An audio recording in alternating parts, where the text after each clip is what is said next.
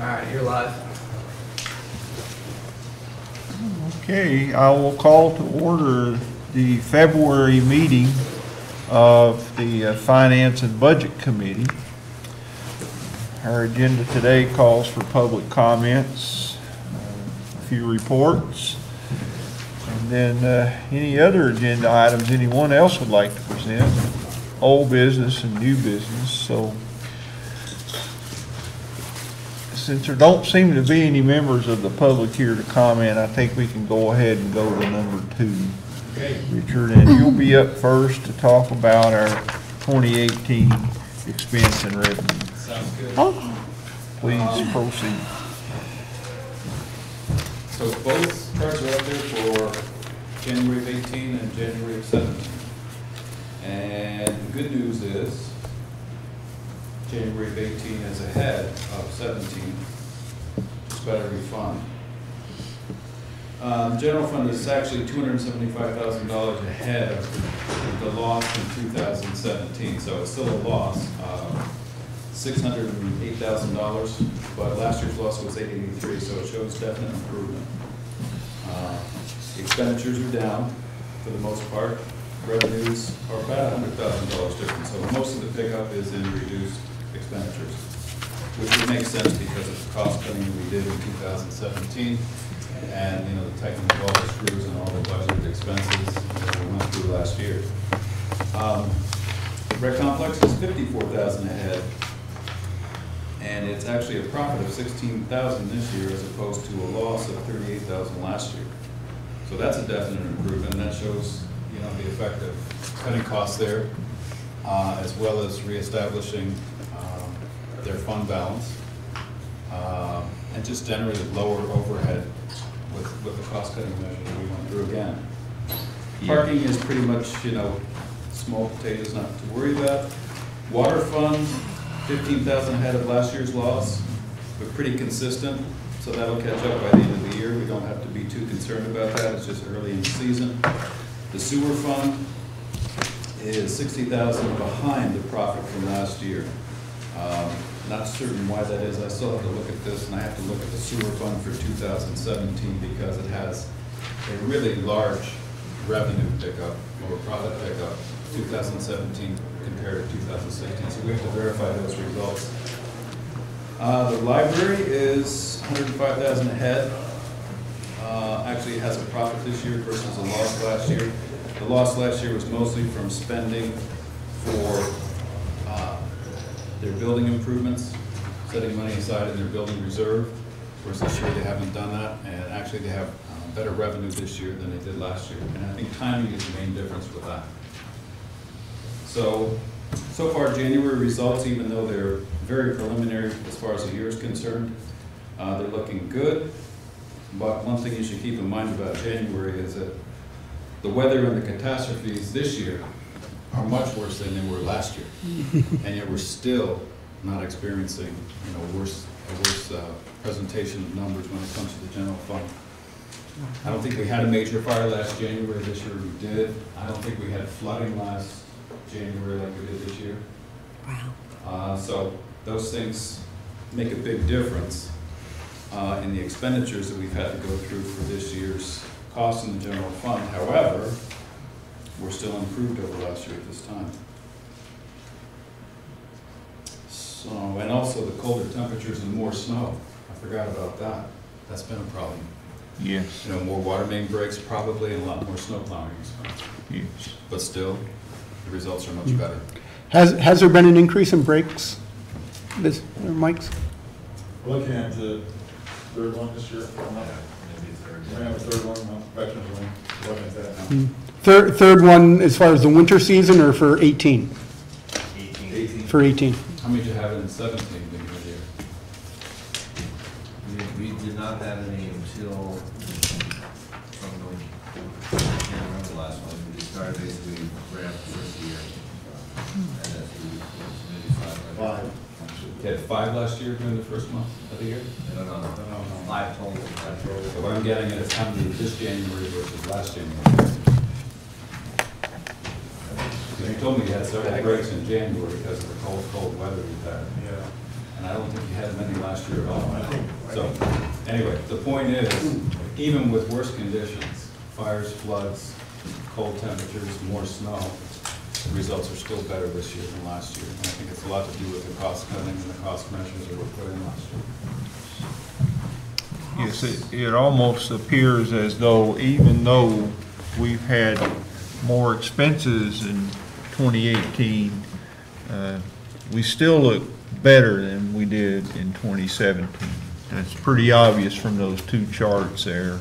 Yep. And I think the council and all of our department heads deserve a lot of commendation Yep. for the hard work done. I was actually I was going to say that in my presentation. I think all of the department heads and the employees actually should be commended, because they were all a participant in being able to accomplish what has been accomplished to date. And Yes. I know it wasn't easy, and from a financial standpoint, at least, we're seeing some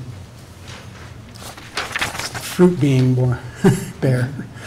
And what we're looking at on the screen is only the month of January. January, but it does start to speak of a bit of a turnaround, I believe. And we'll talk more about that as we go along. You want to have any? Our salt's gonna be high because of the weather effect we're having. Yeah. And our leaks are out of the water fund. Yeah, so that's not. It's not in the general And you fund. see in today's expenditures, there's quite a bit of salt from this mineral salt being processed. So, some of those expenses may catch up to us in February that, are timed more properly in January, but once we see February's results, we'll be able to see if they have a bigger impact there. But right now, the results look very favorable. I think I know the answer to this, but I'll ask it anyway, because as I tell my students, there's no such thing as a dumb question. As we buy salt and sand into the winter season, I presume that the price per ton is significantly higher? No? No, we're with the county, we get a year-long price, same price the whole year. Okay. That's why we're doing free purchase. Okay. You negotiate a price in summertime, lock it in, and then, of course, it's adjusted this coming year. Yes, the county does, and we get on with that. The contract. Run the budget for salt. That's why we encumber that big. That makes sense. Lock in that price because you don't know where it's gonna go. I think if I remember right, it was 71 a ton, something like that. If you guys don't mind, we'll switch the agenda up a little bit and go right into the 2017 results as we know them today. So, Brian, would you mind putting up the other PDF file, please?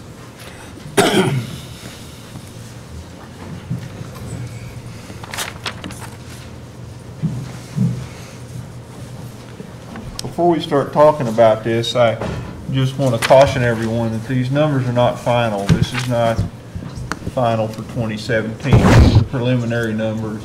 There's still a few items to be resolved before we can call the budget final for 2017. Richard, if you want to speak to this a little bit. Yeah, it's improved results over last year. There's one error in the 2016 schedule. The signs in this column are reversed. It should be negative, negative, positive, positive, negative, negative, for negative 580. That'll be consistent with, the loss. So just keep that in mind, please. I didn't catch that last time when I was putting it together. They're just adding differently than they should. In general, the expenses in 2017 right now are $820,000 higher than the budget. And mostly that's because we booked the cost for the fire arbitration, and we've had a lot of Article 7 settlements for property taxes. That's the majority of the cost increases. And healthcare went up. Yeah, Yeah, but it's pretty consistent with last year, although it's, you know, much higher than what we budgeted originally, but we kept adding to the budget for healthcare. But anyway, those two things are, I think, the principal change in the total cost for the city, because they weren't even remotely expected to hit us. The other So thing if I understand correctly, so we're a little bit over budget in 2017, but we absorbed, actually we're a little bit, yeah, we're over budget in 2017, but we absorbed some things that weren't even anticipated, That's like right. the arbitration, et cetera. So to be even close is kind of a miracle, or To just be 820,000 over, Yeah. and the expenditures was the point I was getting at. Yeah. It's really favorable when we look at the revenue being 549,000 higher. So our net loss there for the general fund is only 271 that I have so far, the difference between those two numbers. Mostly the increase in the revenue, we're still looking at the ambulance revenue. Shows almost $250,000 higher. We gotta verify that. The news is really good. I just would hate to accept it as, you know, being too good and not question it. We have to reconcile that. But sales tax also came in higher, and several other items like mortgage tax and a few others. So overall, to come in at $271,000 loss when it should have been a balanced budget isn't that bad for all the additional expenditures that we've, you know, incurred because of the fire arbitration and the Article 7 changes and the healthcare and others. And remember the ambulance is the change in ambulance service, the new That's right. strategy for collection that's really Right. starting to pan out. That's Worked out good. increased the revenue. And that was only for Significantly. a couple of months for last year, right? And that's what I'm concerned about. We're just starting to get into it now. I don't think we made that change soon enough for it to have an impact of $250,000, so we really have to look at that carefully and see Okay. why that number's up so high. If we had done that for the whole year, I'd be doing the, you know, Charlie Brown dance, right? Is there a significant increase in the number of calls, or No, no? no, what we're finding, well, several things. One is we've increased the cost for an ambulance ride. Right. And the other thing is we've switched to a new PCR reporting system that's giving us better documentation, which gives us better returns, because you can't, it's billing Medicare and Medicaid appropriately. If it's not done right, they'll bump it down to a lower level. So we've been working on that aspect of it too. It's like several things we're trying to do. And Scott, when did we make that change? When did that change from the old billing system to the new one? September? We just started getting into Medicaid and Medicare because that's about a 3-month delay of switching over. You send forms down and then you wait. But I know that we just got a check for almost 120,000. We just got another one for 92,000. But when did we make the change? We made the change Is it September? September. Once again, we have to reconcile it. If it's good news and it's accurate, love it. Great. So we will check it. Another thing that we have to check when you look at the results for 2017 compared to 16, the water fund has a $1 million positive or surplus. Excuse me, the sewer fund is at $1,236,000, you know, revenues over expenses. So we have to check that too. We have to see what happened there. That's very good news. Bless you. But once again, we have to verify the numbers, and I haven't had a chance to look at those yet. Last year, of course, we had a loss there of $244,000, so it's a really big swing. And we haven't changed the rates yet. We're talking about changing the rates on the water and sewer funds, but we haven't really established that at this point. It didn't happen in 2017 as well, so we've got to look that number over. But the results, I think, are very favorable when you consider in the general fund the additional things that we had to endure for cost, but then again, we also increased our revenue for property taxes to, what, 4.5%. So that helped too, to balance the books a little more. We should have the final figures within 3 weeks, worst case. We're still waiting for some big revenue items, like I said in that email, the cable TV revenue. Don't know why that isn't received, should have been here by January 25th. That's usually a pretty big number.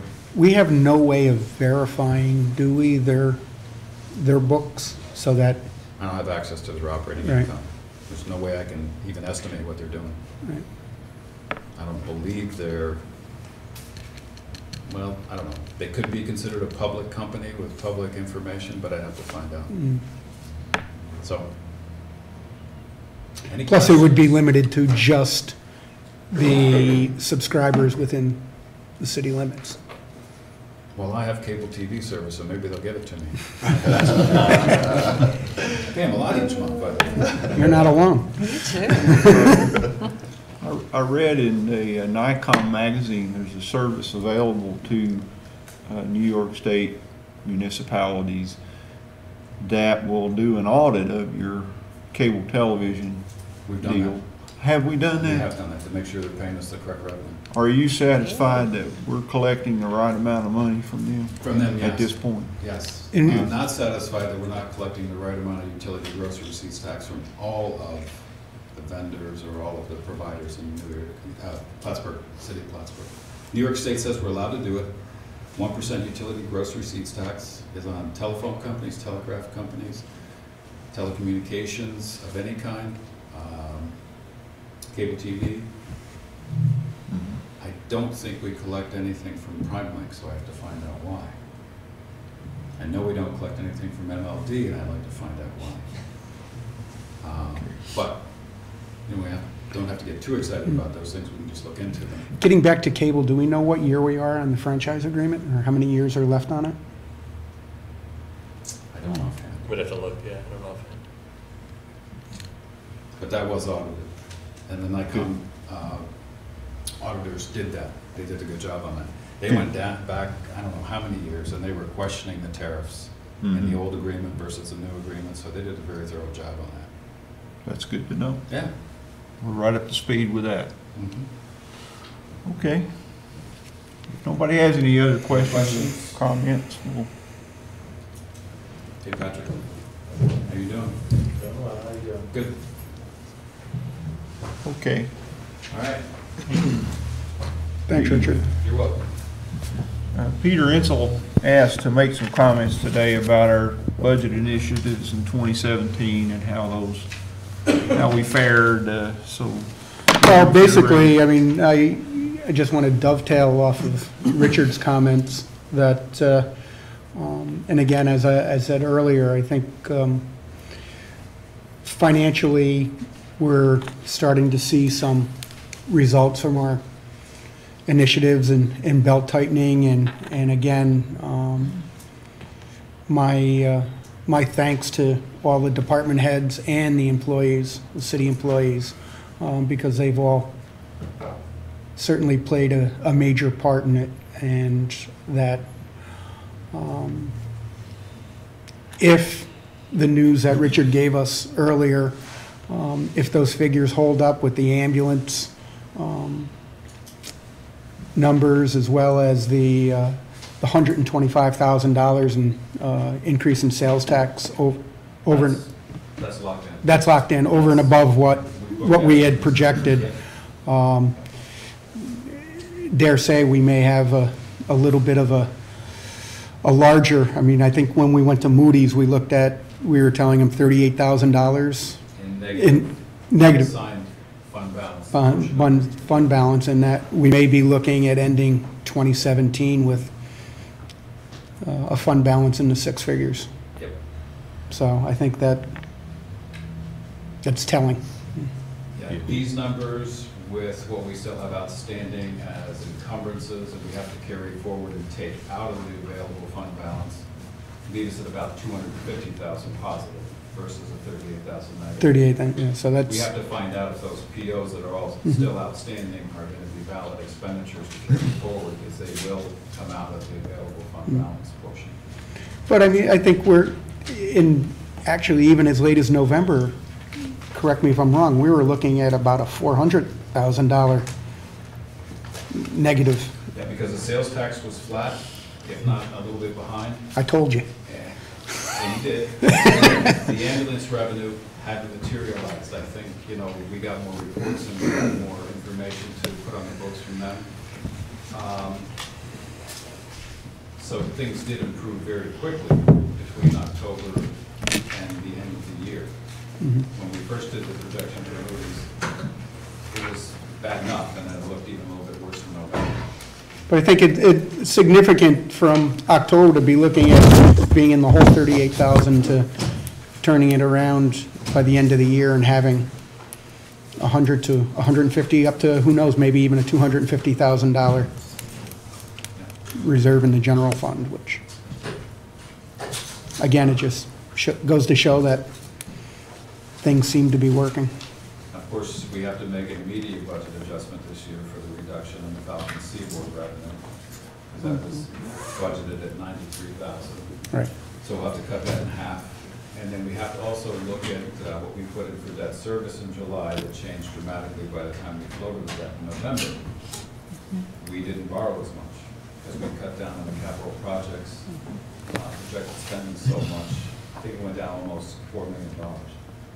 We were at 12 and it went down to 8.8 million. So that changed the debt service pretty dramatically. I think there's 120,000 of additional budgeted expense for debt service that isn't needed. But it can offset the reduction of the Falcon Seaboard revenue to a certain extent and other things that we see coming that the mayor's been pointing out to me. What degree would the budget include? This year we can probably expect 6 or 8 pretty high level long-term retirements. We're in that little wave, and sometimes, as you know, they can cost $100,000, $125,000 of payouts at a time. 8 times 125, that's $1 million. To what degree is that anticipated already? I don't know that we budgeted for many retirements. Usually the department heads do for the ones that they know about. There's, some that come up. I'd have to look at the individual numbers. I don't believe we had budgeted for the chief of police to retire this year. I don't think that was in separation costs for their budget. And We there's might a have budgeted a couple. Yes. And you don't know any more at this point, but they always come as a surprise when people announce it and they haven't thought about it prior to the beginning of the year. I don't know if we budgeted for pollution control plan for Dave Howley. I think that was well known. I think police, we'll have to look into that. Police had a big hiring wave back in 1990, so they're all hitting that 25, 28 year point. That's right. So we should expect 3 or 4 there. We'll have to look in to see the extent that they've already been planned for. That was a huge expense in 2017 as well. It wasn't budgeted for. It was, and if I could remind you, 3 of the 4 candidates for chief of police were each were on the verge of retirement, and subsequently 3 of them have retired. So we're looking at the hiring back in 1990, so we should expect that wave too. And plan accordingly, by the way, with regard to getting sufficient number of young recruits into the academy as well this year. So yes, those were 2 adverse results in 2017, the healthcare that you mentioned and the retirements in the police department that weren't budgeted for, and we had to absorb those as well. So the results speak pretty well to have covered all those things. And only be 271,000 behind. Yes. It's negative, which is good, but it's not as big a negative as it's been in the past. Could have easily been $1 million or more worse than what ended up being. Yes. And the budget for 2018, of course, is a surplus of $801,000. So starting off on a good foot there. Yes. Good work, folks. Thank you. Thanks, Richard. I think it just speaks to the good work that all of us have done. The council, our department heads, our employees, and our mayor. We've all worked very hard to get the kind of graph we have on the left there instead of the graph we have on the right. First time in memory for me that the rec complex has actually ended up with more revenue than expense. The water fund, for example, has been in trouble for a while, and now it looks like that may be on the verge of a turnaround too. So that's good. And the negative results on the parking lot are only due to the fact that we paid off the long-term debt for the improvements to the Durkee Street lot without entering into debt service. And we had the service funds to do it. Still left them with a healthy fund balance.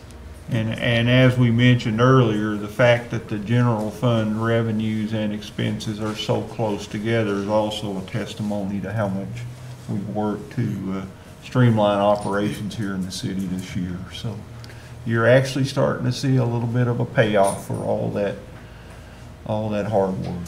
So It certainly is encouraging. it is. It is. With that, I think we'll put up our 5-year budget plan, if you don't mind, Brian. Okay, we have 3 minutes to talk about this, and that's probably about all we need, really. Can you size that to just make us see the entire thing? Well, I can make it so you see everything, but it might be a little small. That's good, that's okay. That's good enough.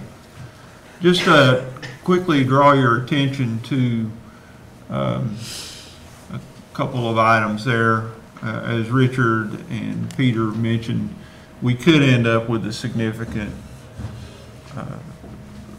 unallocated fund balance when all the numbers are in. We want to be very cautious in our optimism, but we could have roughly $250,000, and that's you can see at the bottom that our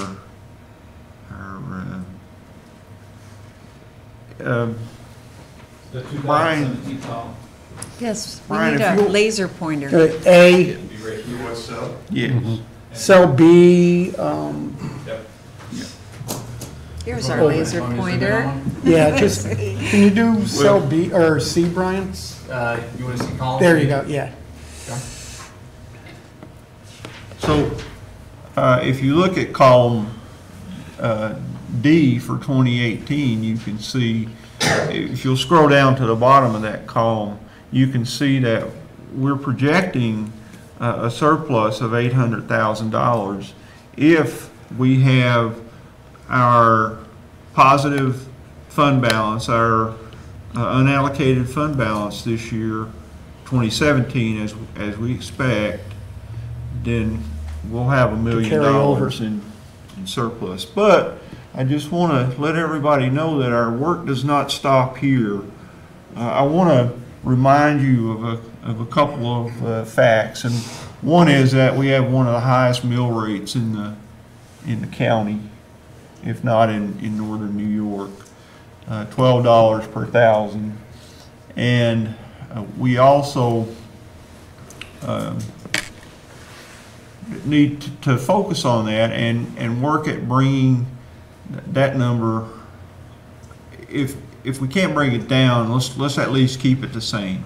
So that means that our property tax mill rate increase, everything on line 33 that you see there going forward, it would be very, very nice if we could keep that percentage increase as low as possible, as close to At the zero cap. as we can get it. Cap or below? That the property tax cap should be the upper limit of our increase next year. So that means we're going to have to work really hard. And as you can see on lines 42 and 43, under the column E, we're going to try to save an additional $700,000 at this point in our budget for 2019. So we've got still our work cut out for us and a lot of work to do. So anything If we that, can, I'm sorry. Go ahead. If we can get through 2018 with that savings, I think we'll be well on our way to turning the corner. I think you're right. I think you're right. Now, remember that mill rate increase, even at 2.5%, that's still busting the tax cap. Tax cap, right. Because the levy was already assumed to be increasing because of a broadened tax base above. So you'd need a mill rate increase of about 0% just to stay at the tax cap approximately. So you're And so already we're looking at anything at 0.5%, we're talking about $500,000, approximately $500,000 that we're. 0.5%, is only what, 50,000? 50,000. Yeah.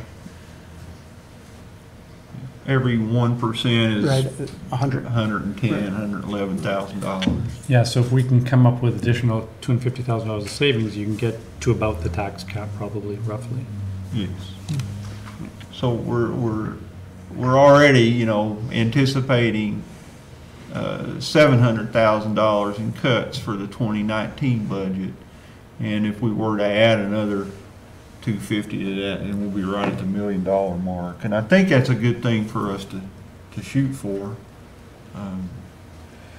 I would ask our strategic committee to kind of keep that in mind as you plan your strategic plan. And please advise us on, you know, what kind of strategies you want to see for the city, and we can incorporate those into the budget as we go forward.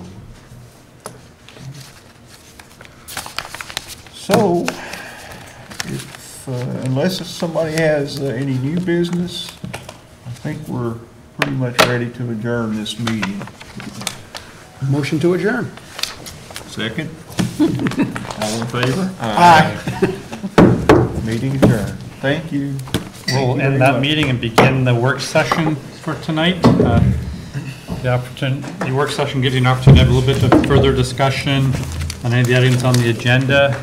You can also choose to go into executive session if there's any other questions relating to litigation, potential litigation, personnel that you'd like to discuss.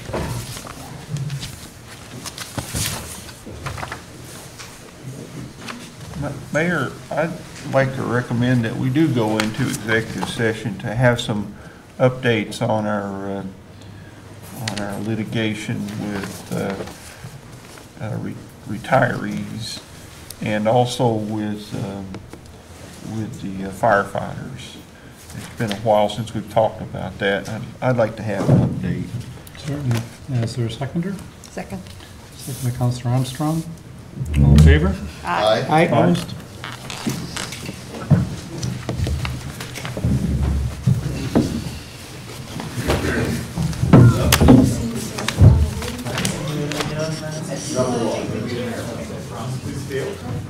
No, he's Florida.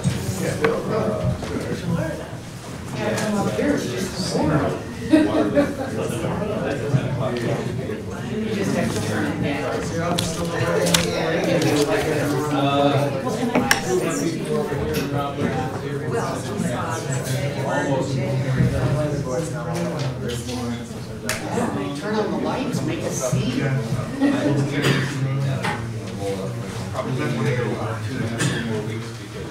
So did Danny make his way back to the conference? Maybe we'll go back. Oh, she's so horrible. I thought it was just your office. Wait, do you know what she was telling me? That she was mad. Through the doors. I know. She's been here since we were the first grade. I know. All right.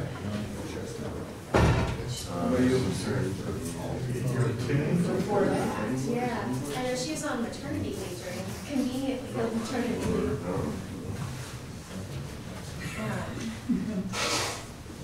Yeah, but she wouldn't tell me everything. I wonder if he's gonna get this. Well, I mean, there's no law against, I know. It's also a matter of like, and it's not him that reported, you know, that he was missing, it was his friends that reported him missing. Yeah, but he didn't even fall for prison, so they didn't have to arrest his friend. unless his friends like, he's like, really plan.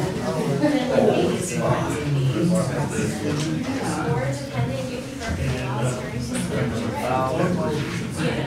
But I did. But likely, I think they genuinely. Yeah. yeah. Where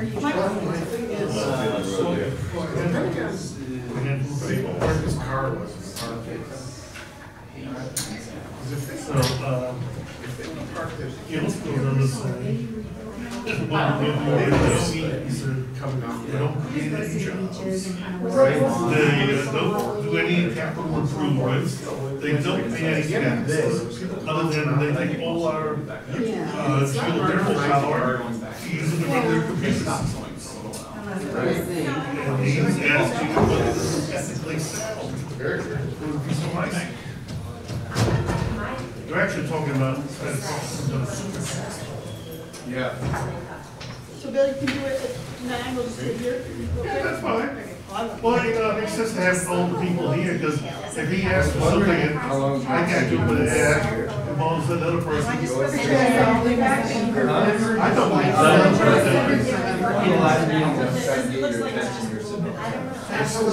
well, hopefully, they're not gonna say, well, we can't, these lights gotta be metal halides. Either that or he really just had large. Well, hopefully, I mean, if I just spend a couple months just sitting by, turn up these bulbs, turn up that bulb, and do the same thing over it up. What's the lounge, Batteries soon, trying to use AC. No, but then you're gonna let them know. okay, did you ask to get your role in the movie? No, he keeps saying no. Who's he? I don't want to roll the movie, I want to see the bullet. Oh, you want Sandra Bullock, very good. Like our office had anything to do with it. Yeah, we'll give you a mainframe lesson, you can say, you're out hunting for the boys. Yeah. You and your husband are out in the woods.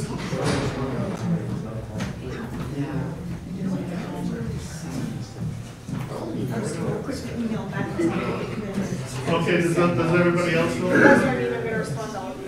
Okay. All right, how's things with you? I hear a lot of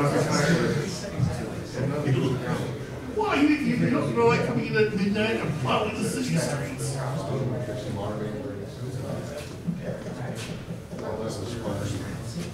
For the first 30 years, and then got old fast. Okay, 20, then got old.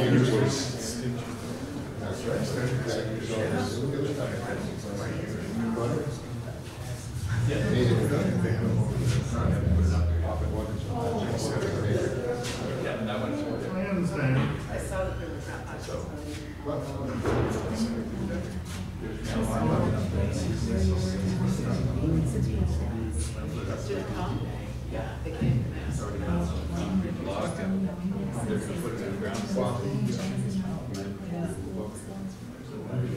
And then people will throw the mail in there.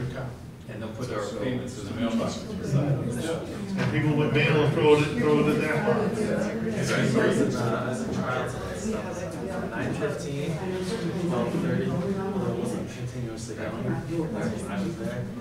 So 1:30, went to 4:30, still on the first witness.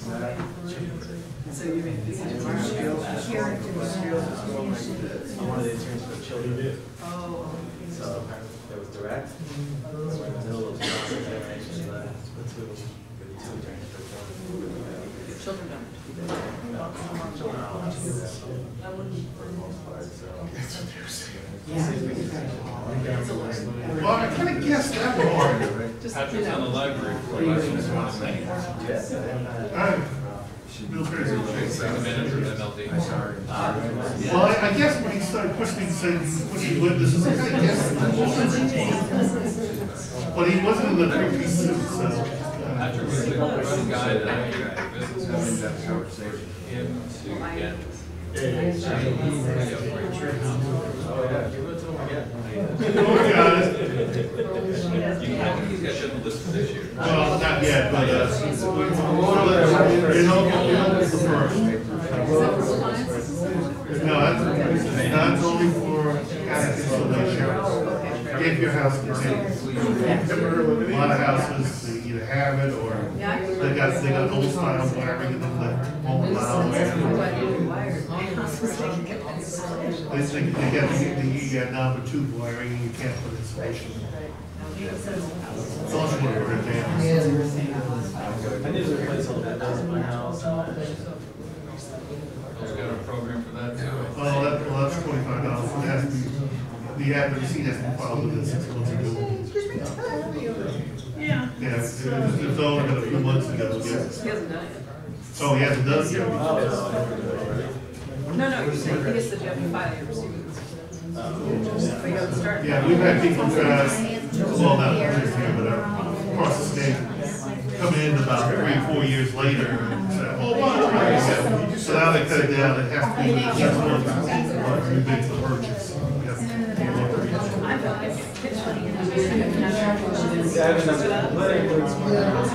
I just bought the house, so. Where?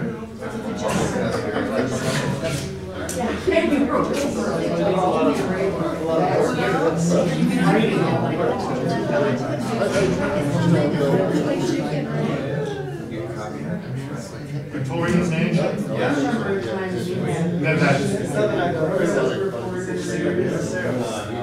He's thinking of his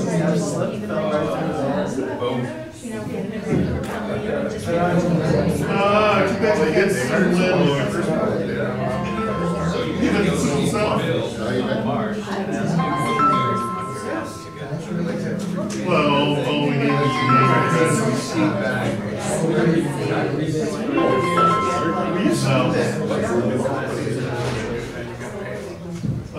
for Windows, there's a $25 rebate if you have to submit it to all Syracuse bill, a copy of the bill, $25 for each one.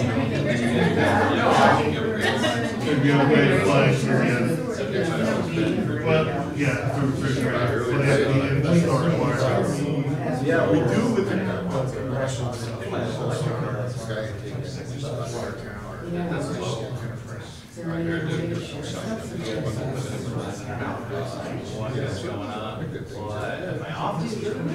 Yeah, we rented, no, it depends on one, how well insulated the house is, whether you got single pane windows, double pane windows, whether you have heavy drapes on the windows, or you have the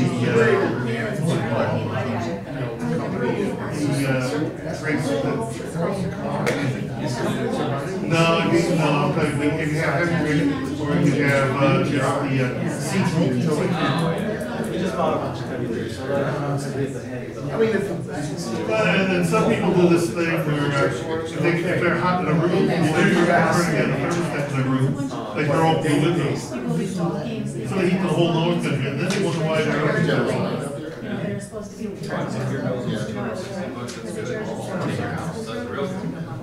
so like I've noticed that like a lot of restaurants, like 35% of the houses.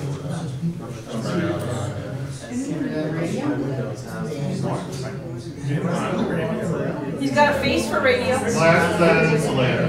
Yeah. So I would suggest you replace them with something, whether you want 4 windows back in or the rest of the house, or buy double pane windows with the arc out gas inside. Then you can also get the future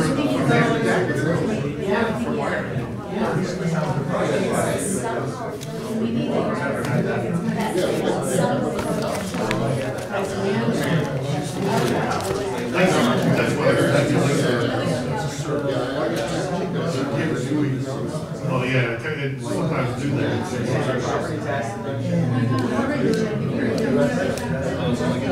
You only do on the mortgage tax?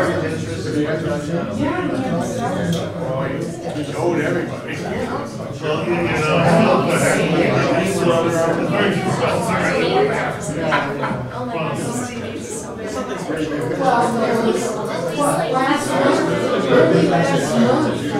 the audio system is down. And I'm like, I haven't moved my mic around, and I'm like, I'm so sad. You're fully detached. And I know exactly what you mean when you're saying that. You're at least like aware of like us. Yeah. We just like, we see like right in front of our shows. He's a nice enough guy. Yeah. He's smooth.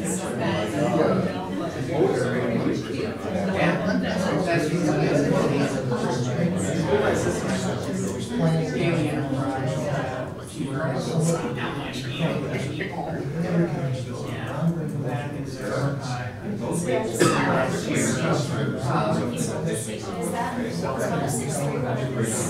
was it. But he also had some studios. Well, sometimes he tries to use the board.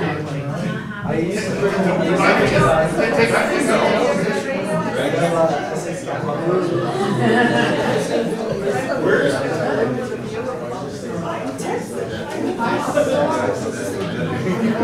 He's here as a material witness. If you don't behave, you're 100% think about And yeah, he's from Salem. Yeah. Yeah, he works for a company, and if they want to sailboat, sales and sailboat.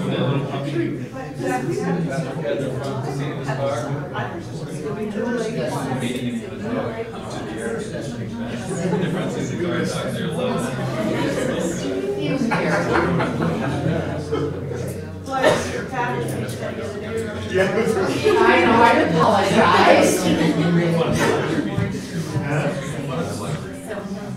well, yeah, it's. Well, now that you got a coffee bar in there. That's one of them. I think we had something here.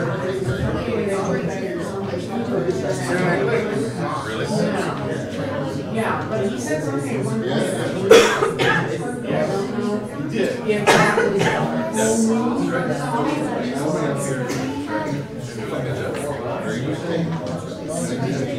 Down on Denver Street in that building. yeah,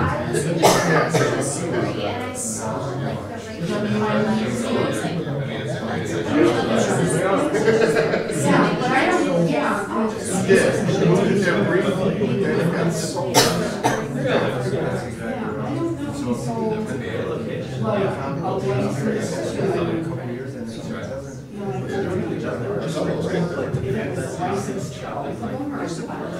If he had a secondary, training I talked to the lady in finance at the Shelby. She called me complaining. Probably I think they said they were going to stay in.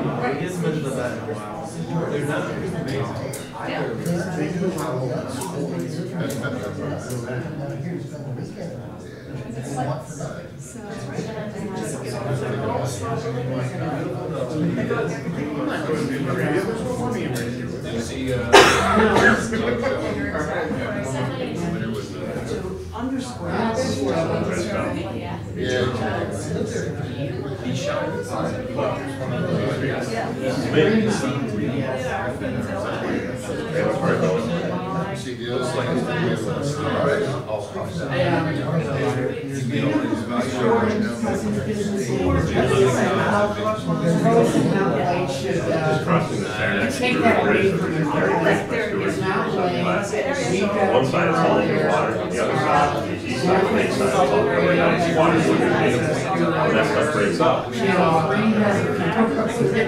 a nice going. I was going to ask you. Make mention here of building permit.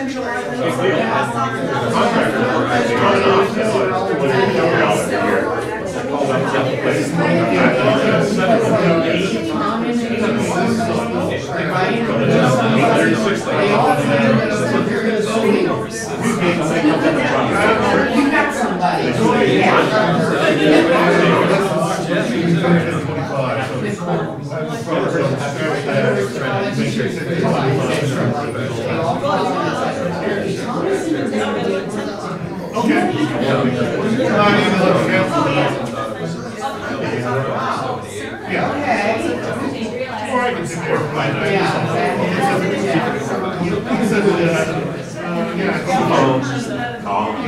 If not, let's sell it. Because I looked at that as like 3 or 4 hours. Something. I was actually watching the salt on the One of the city emails came out in. probably one place that was big, went through there.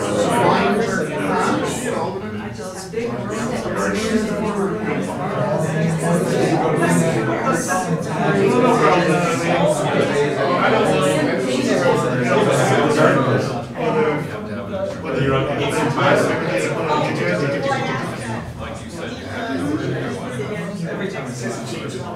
well, then I'm gonna go the last one. Yeah, I got my own.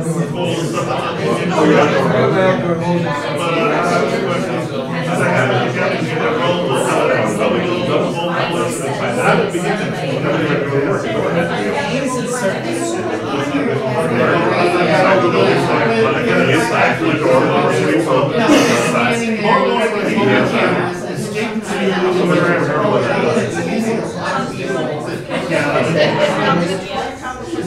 Whereas I can just go.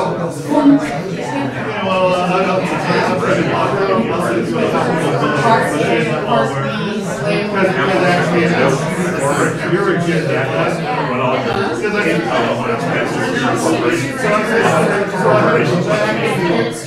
I remember what it was.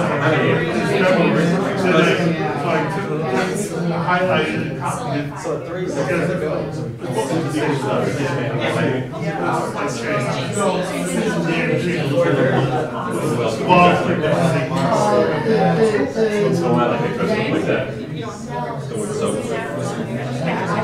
yeah, those are already what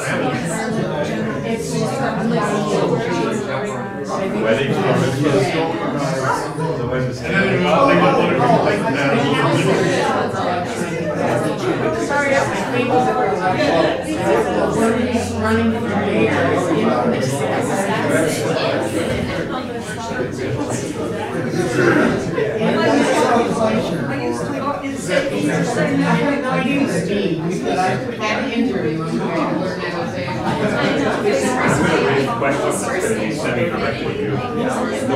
I'm like the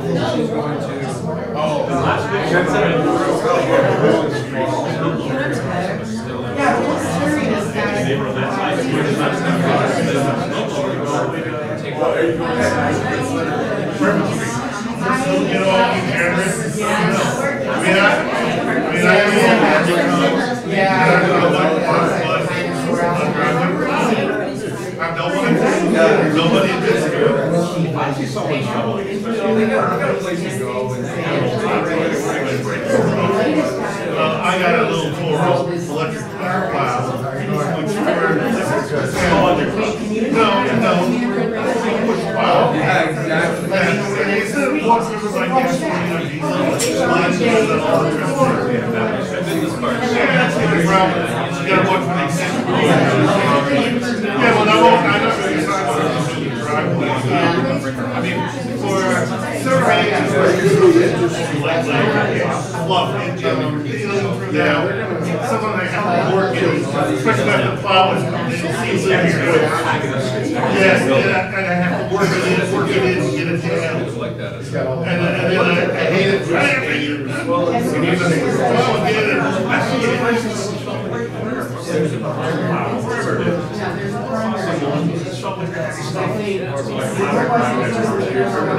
Just as her husband graduated. Boyfriend. Yeah, I remember her. 30 years old or something. Whoever drove in, probably her husband.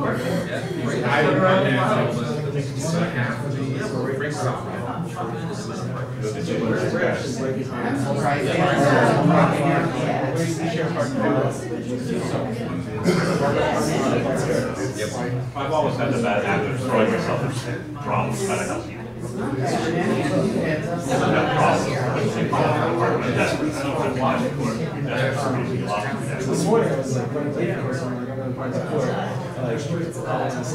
Having done it for 25 years, run down apartments, all you get is just throw one guy. $10,000, $15,000. They were $5,000 to breathe on in their backyard. No, there's at least 10 years of it.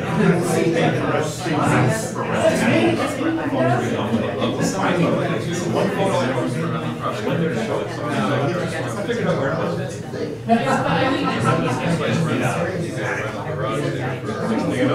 Four of my trucks were scrapped. When I built it,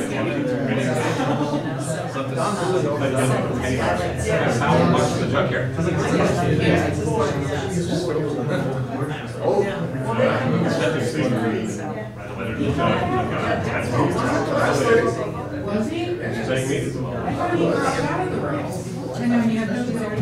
He's an independent. He's the nicest, sweetest guy. He's walking in, the sweetest guy.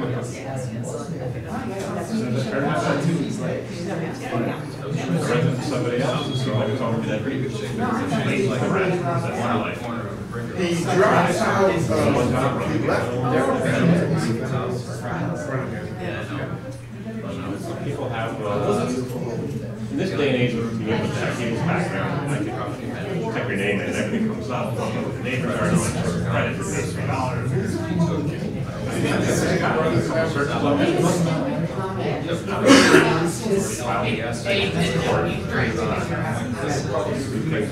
Forward. Nothing's reminiscent of old days.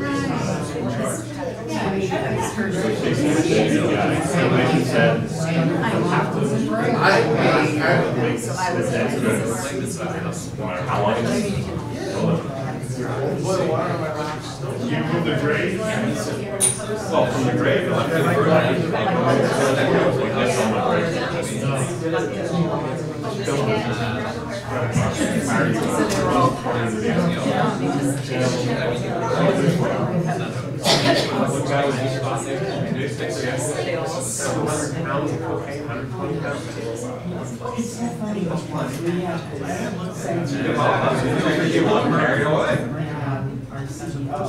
That's perfect. To me, they're going there every day.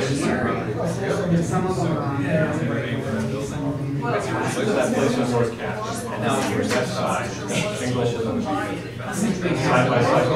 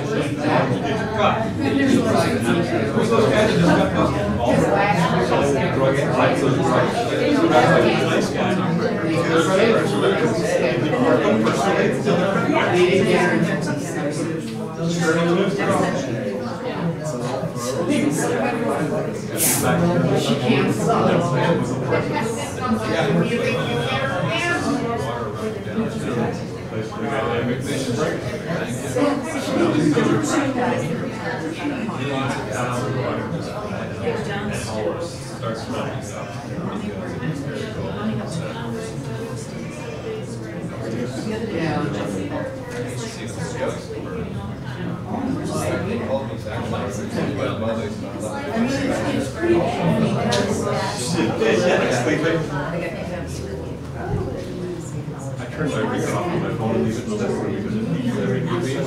Mine just, leave the ring on by mistake. I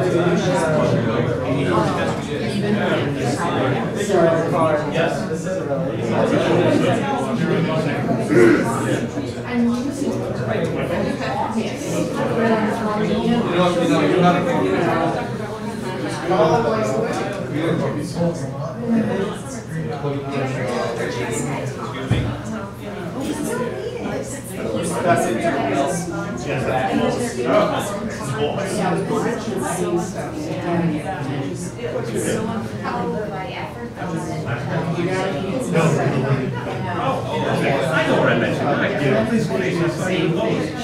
Well, actually, that's the one. I turn on the lights.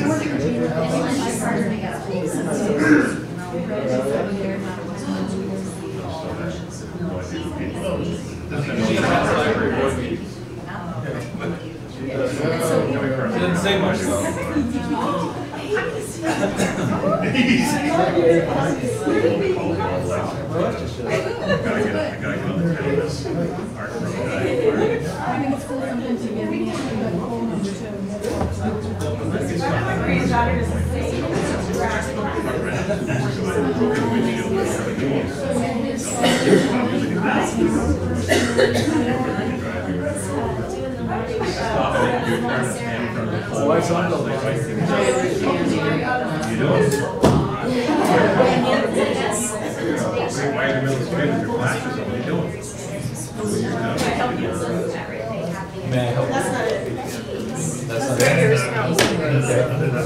They're not even done, I only did one signature. I don't know how to turn it off. If I get out of the hot seat now, right? No. I'm just kidding.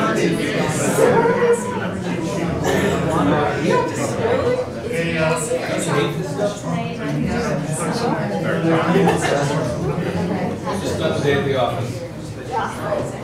I just did the same thing. If I were there or there, yeah. You get to read though. Oh, yeah. There's not a lot of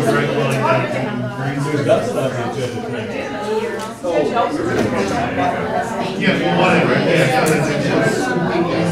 yeah, no one even being stopped here. No, I can do that. Yeah. Yeah, because they said, well, you won't go, so they walk down there and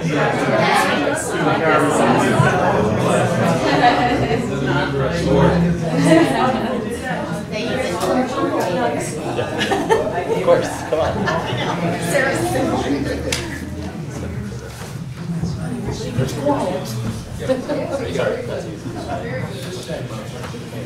Oh, yeah. Need to sign. Yeah. Time to get melting. Anything for Peter?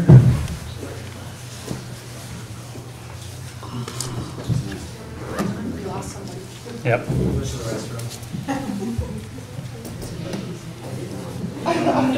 Two little babies.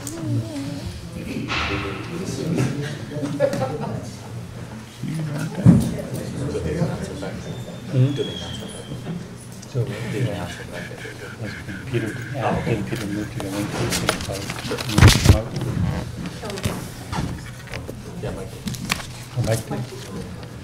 Mike, do you want to move to come out of executive session? The reverse of your, yeah. I make a motion to come out of executive session. Second. And no action was And taken. no action taken. No action taken. All in favor? Aye. Opposed? Passed. Let's begin tonight's meeting of the Common Council, and we'll begin with the pledge of allegiance. I pledge allegiance to the flag of the United States of America and to the republic for which it stands, one nation, under God, indivisible, with liberty and justice for all.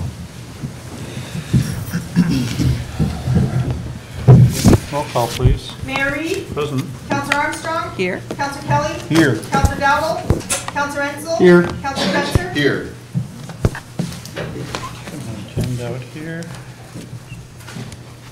First of all, thank you all for coming tonight. Got a few items on the agenda. Just want to make a couple of comments to begin once my computer warms up here.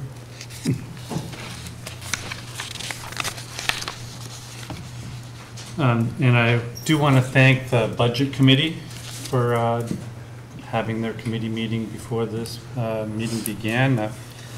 It looks like your work last year is really starting to pay dividends, and I really appreciate all the hard work from you all, from our department heads, from all the employees that have really come together to try to make what I think a year ago was a pretty dreadful state of city finances look an awful lot better. You know, I know that a lot of the decisions we've had to make have been very unpopular, and of course they haven't been much fun at all, but you know, leadership is not really designed to be entertaining. You've shown a lot of courage. We've been forward-looking. We've figured out ways to tap the best talents and positive energy around us, and we're focusing on solutions rather than just simply pointing out the problems that I think to everybody are relatively obvious at this time. You know, this thinking I've tried to frame for the public and the media so they understand the issues that we're dealing with as we slowly try to rebuild our city finances and organization. And I think we've all done what we promised to do when we stood for election, and of course I've taken some vitriolic heat on the way for it, but I'm not going to stop being candid with the public, and I'm not going to cater to those who refer me to wrestle in the mud with some of these issues rather than try to do the really difficult work to rebuild our city. I do note, though, that the city's not in crisis. We know what we must do, and we're on it. The data that you showed in the budget hearing beforehand shows that we are making that progress just as we anticipated. If anybody's morale suffers, it's because they've been led to believe there's no plan. I think there's actually very good plans in place, and I thank you for your implementation of them. And of course, I do remind all of our employees and department heads that we do have an open door policy. Anybody can come and see me at any time. Many of the councilors meet me in ones or twos multiple times each week, and all of our employees, all of our councilors, and all the public have the same sort of stakes in our future. Now, I know things seem to be getting increasingly ridiculous in some of the social media of late. People do try to sensationalize or foment or create or profit from drama. But I'm personally not going to really take that bait. My attention is going to be devoted to the transformation of the culture of city government that the proud men and women who work for us need, so we can secure their jobs and that we'll have jobs available for their children someday as well. You know, we're going to ensure that the services the public depend on are provided as efficiently as possible. And in your deliberations earlier, you reminded us just how important it is to also keep the cost of living in the city, our taxes, as affordable as they can. The group that I especially are responsive to are the elderly on fixed income, who really pay a large price when taxes go up. We're not talking about taxes going up by $25. I think some of the work that you all avoided taxes in the order of $300 or $400 or $500, huge amounts when you're on fixed income. So I regret that there are disaffected individuals with obvious grudges or higher ambitions who want to create more problems than help solve some of the things that are challenging us. But you all know that governing is a serious business, and I'm not going to suffer the despair of the results from the tyranny of low expectations. We have high expectations for our city, for our future, for our employees, and everybody's rising to them, and thank you all for the help in doing so. I think I'm going to share with you a little bit later on in the meeting some other good news. Well, I'll leave that to new business, but thank you. Let's have a very productive meeting. Resolved that the minutes of the regular meeting of the Common Council held on February 8th, 2018 are approved and placed on file among the public records of the City Clerk's office. Moved by Councilor Kretzler, second by Councilor Armstrong. Discussion? All in favor? Aye. Opposed? Passed. Resolved that the payrolls of the various departments of the City of Plattsburgh for the week ending February 14th, 2018 in the amount of $447,318.80 are authorized and allowed, and the mayor and the city clerk are hereby empowered and directed to sign warrants drawn on the city chamberlain for the payment thereof. Moved by Councilor Kelly, second by Councilor Renzel. Discussion? All in favor? Aye. Opposed? Passed. I'd like to ask for reports for the various committees. And let's begin with governance strategy and city operations. Councilor Presser. Councilor Armstrong and I continue to work on researching and collaborating with the local taxi cab companies on assessing to see if a fare increase would be something that could be mutually beneficial for the city and for the taxi cab companies. We're also working, trying to find ways to be able to improve the inclusivity of the farmers market downtown, to make sure that that's something that we can be proud of and that we can work with local producers and provide a very good service for the residents of the area, visitors and the like. And we're also looking at different means of strategic planning software and different types of tools that we could use to help aid us follow the state recommended guidelines for strategic planning to make sure that we set ourselves up and continue to set ourselves up for success. Councilor Armstrong? Nope, you covered it. Thank you. Infrastructure, Councilor Ensel. Well, I guess at this point now I am the new chair of City Infrastructure Committee.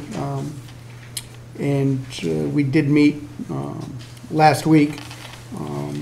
We had a couple of items. Certainly we discussed the Saranac River Trail and so on. And we haven't met since last week, but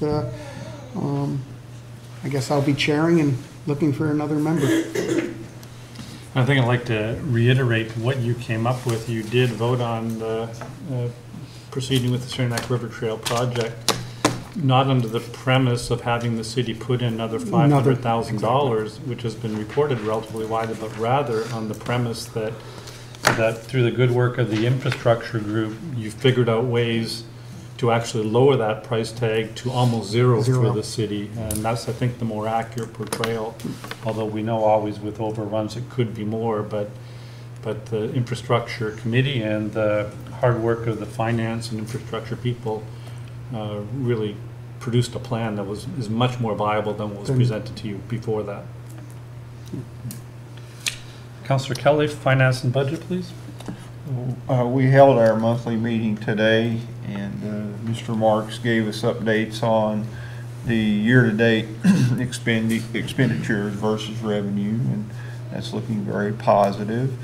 He also gave us what is very close to the year-end figures for 2017. There's still a few outstanding items, but I would encourage everyone to be cautiously optimistic about those results. And going forward, I believe, as Mayor Reed said in his initial statement, that this plan that we have made, this 5-year plan, is working. And if we will stick with it, it will continue to work. So I'm, as I said, cautiously optimistic about our future financial standing. Thank you. Councilor Dowdle isn't able to be with us. Anybody able to speak on public safety? I might add a couple of words. We obviously very much regret that our police chief is going to be retiring on February 27th. I'm just simply grateful that we had one more year of service. As you know, when we hired him, he was already on the verge of retirement, and I very much appreciated working with him over this last year. Of course, I would have loved for him to come back to the force in any capacity.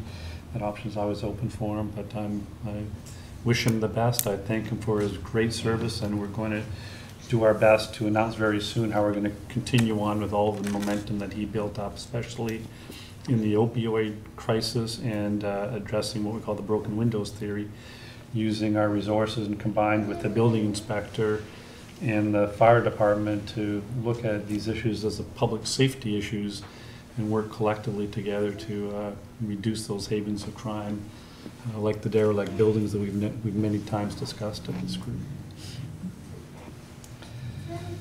Public Library, Councilor Armstrong. Yeah, well, it was really nice to see the report on the entire city's budget, but particularly that of the library.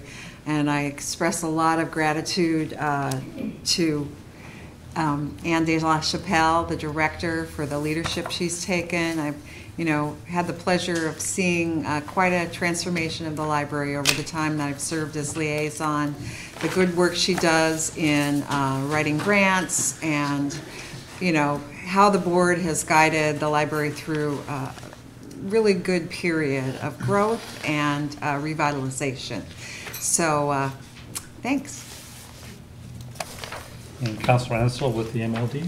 Well, we do have our two meetings, actually. First, our organizational meeting, and then our regularly scheduled meeting set for immediately after this meeting. And as you can see, we have a pretty full agenda. So. Resolved that the reports as listed are hereby ordered received, and any written reports are placed on file among the public records of the city clerk's office. Moved by Councilor Kretzer, second by Councilor Armstrong. Discussion? All in favor? Aye. Opposed? Passed. Resolved that the bills logged by the Common Council for the week ending February 16th, 2018 in the amount of $392,413.16 are authorized and allowed, and the mayor and the city clerk are hereby authorized and directed to sign warrants drawn on the city chamberlain for the payment thereof. Moved by Councilor Kelly, second by Councilor Ansel. Discussion? All in favor? Aye. Opposed? Passed. This is the opportunity that any individuals who would like to address the council on items on the agenda, which are almost done, can please come forward and speak at this time. There will be another public comment period momentarily for any general items of interest to the council.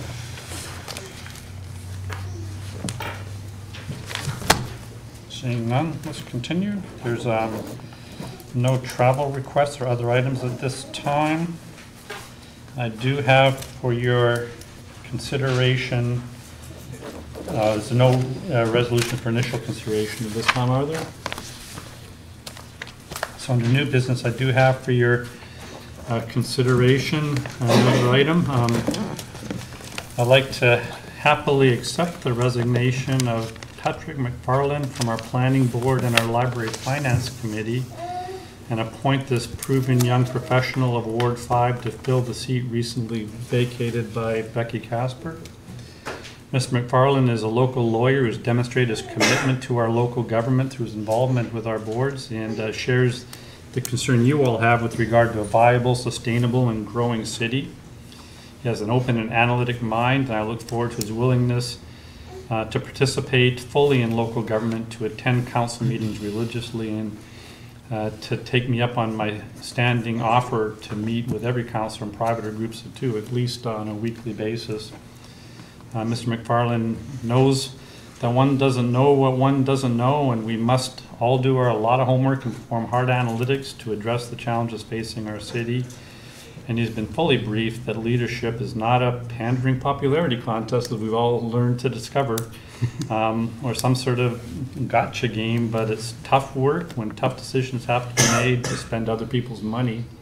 I'm glad he understands all that, and I'm overjoyed to offer this appointment for your consideration.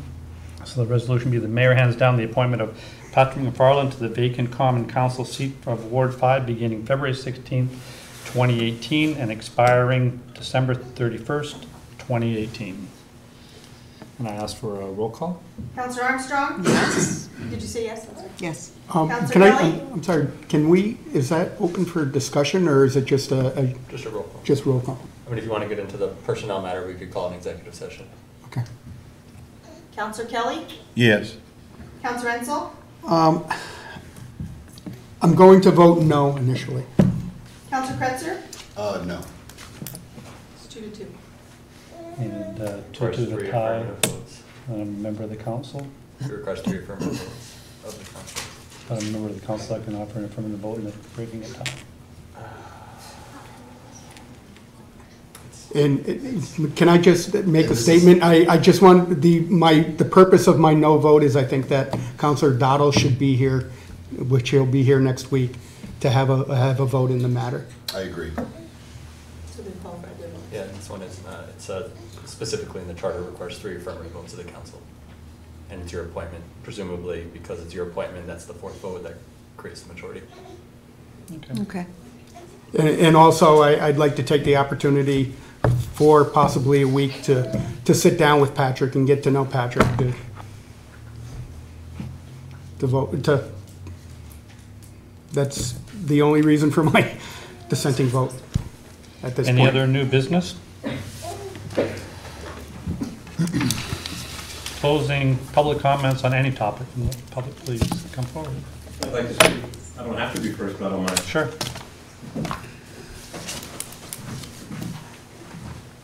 The statement about a representative speaker. Should I tap the microphone and shock everybody? I can hear it resonating. I haven't spoken to the city in quite a while. Somehow the expression divorce forces sale comes to mind. So I will say that I do speak loudly, and my girlfriend tells me to tone it down, so there you have it. That's my personal business. I have a few things that are on my mind. Should I start with the good or the bad? The bad may be good, and the good just may be buttering you up. There's an issue with snow plowing the sidewalks that don't exist on Cornelia Street, Upper Cornelia, and comes to mind specifically the Ford dealership, the car wash, possibly the Big Lots parking lot where people could walk through, but you cannot, it is impossible to walk on the north side of the street above Big Lots. The paper place, the tan brick, they do clear their sidewalk, but when you get to the Ford dealership or the car wash, it is impossible to get across the sidewalk. It doesn't exist. They plow snow 10 feet high from the street to the building. And I brought this up before, and I brought it up once with the former engineer, Kevin Farrington, and he said, what do you do, take away more people's land? Well, that road was probably a cow path, and it was all farms. And there are still remnants. If you look behind the former Ames parking lot, there's still stone walls. That was all farmland. So something has to be done. Other side of the street isn't quite so bad. When the properties are redeveloped, like Walgreens, they do put a sidewalk in. And it just brings to mind something I had written down. Somebody yesterday asked me, he says, why were you out picking weeds in front of Walgreens, McDonald's, the Burger King parking lot 2 or 3 years ago?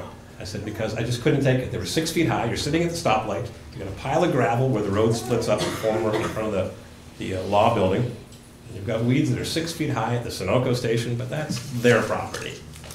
And I went out there and I picked the weeds, took me 5 minutes. Some little things, just everybody sees it, but no one does anything about it. So I got it on my truck, and I pulled up the weeds, and somebody saw me, and he asked me 2 or 3 years later, why'd you do that? I said, because it had to be done. That's just me. So what's on my agenda here? I just bought a building on South Platt Street, corner South Catherine, the former E.W. Tompkins Ahern building. I like to buy the worst thing, so I bought that because it is abandoned disaster. The guy that owned it did a good thing by not doing any repairs to it, so I bought it, and I'm dealing with it. But a small issue that I have, aside from my taxes being extraordinary because I have zero income, is the street has got some swales from heavy traffic, and there's a puddle right in front of my building, and when the traffic goes by, like today when we're having this ridiculous thaw, it splashes my picture windows, showroom windows, whatever this place is going to rent for eventually, or rent to eventually. Whenever it rains, people splash through the puddle. So I wonder if Public Works could take up the issue when spring comes of leveling the street. Because if someone's walking down there, they're going to get splashed. You can't run to the grass because my building is right up to the street, zero setback. So I was out there today and watching the cars go by, splashing the entire picture window over and over and over. So it's an issue that the city's got to hopefully come to bat and pay whatever it costs to repave that. Speaking of paving, South Catherine was repaved completely, right down, 10 feet down, 10 years ago. It is a disaster around Renaissance Village area. How long is the guarantee from the guys that paved it? I know who paved it. We evicted them from our property. Actually, I think it was about 5 years ago, wasn't it? No, yeah, it was Probably more than Not that section. Probably not closer that to- section. It started Just beyond. just beyond the bridge. Just beyond the bridge. That's the new part that was paved. Closer to Broad Street. I know it was because I used to own the building across the street. No, it No, wasn't the paved the recently. latest was from the bridge south. Did you say 10 years ago? That may be right. That may be right. The years just like a snowball. Okay. The faster they go, but it's a disaster, and you can't avoid the potholes and splashing the sidewalk. I wonder if they gave a warranty when they paved it. A lot of truck traffic on that road, heavy truck traffic, looking for 22. What else is on my list? The sand is running down. Handicapped people that can't plow or shovel their sidewalks are nice. I wrote a letter that was published in Speak Out a couple days ago. Yeah, there are humans in the city that do right and don't want to sign their name. But there's so many people with handicap tags in their windows that are not handicapped. Maybe they're afraid of walking, but they walk just fine when they park and use the handicap spots and run into Walmart or whatever. But I'm afraid that those people are going to say, listen, I've got this tag, you see, it says I'm handicapped and I can't shovel my sidewalk. I'm maybe 60 years old or 50 years old, doesn't have to be an 80-year-old person. I see 80-year-old people shoveling their sidewalks. But at the other end of South Platte, by Elizabeth Street, there are 4 or 5 houses in a row where I just noticed there was some snow shoveling done, but the ice last week before the most recent snowfall, the ice was 6 inches thick, untouched, just patted down. And anybody can go outside and just sprinkle a little bit of salt, $1 or $2 worth of salt.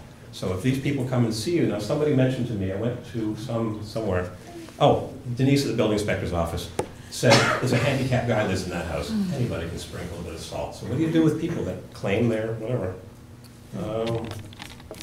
Here's a Might good have thing. to come by next time. Here's a good thing. On the city's website, I went to see the meeting, you've got a Canadian flag. I'm a Canadian, eh? Should be a Quebec fleur-de-lis. Wouldn't be a bad idea just to insert a little Quebec, because Quebecers, like me, don't really consider themselves Canadian, which would be explain why I live in the States. Wouldn't hurt if someone could add a fleur-de-lis to it. Quebecers that go look at it might expect to see a fleur-de-lis, which is, everybody knows what a fleur-de-lis is, just look at a Quebec license plate in the park in Osprey recently. Good idea. Thank you for your attention. Unfortunately, I can't stay for the rest of the meeting. I've got to go back to work. Thank you. Thank you. Bye. Thank you very much. Thanks, Sam. If anybody wants to come look me up, anybody knows where to find me. Appreciate it. I had one more question, but we'll get to the next time. The permit, contractor's permit, I think I emailed you. Joe? Joe might be able to help you with that. Yeah, well, he said that he got copied of it, so it's an issue that I have to settle on the contractor, but I'm not. I'll write you a letter. Thank you. Any other individuals like to come, please address the council?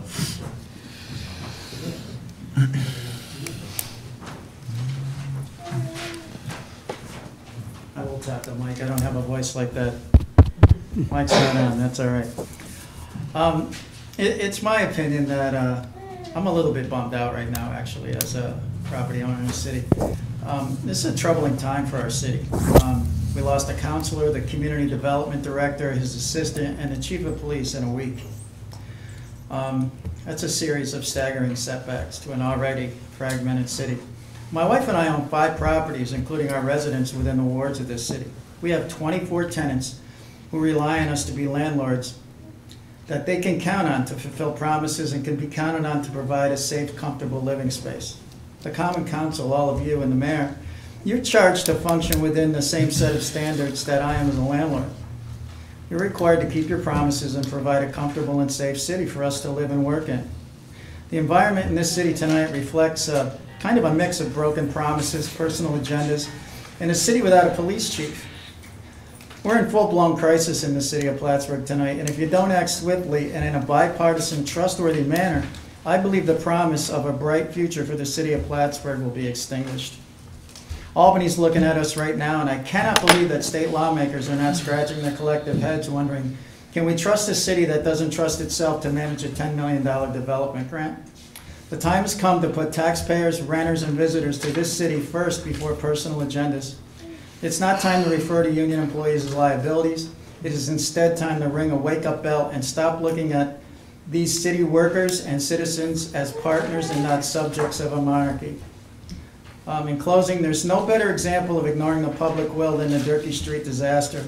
It's a project that has no public support in its current form and is actually a boat anchor tied to the neck of the community that will, if rammed through, will bring the city to its knees and fail all of us as well. Thank you. Thank you. Thank you. Any other individuals like to please address the council? I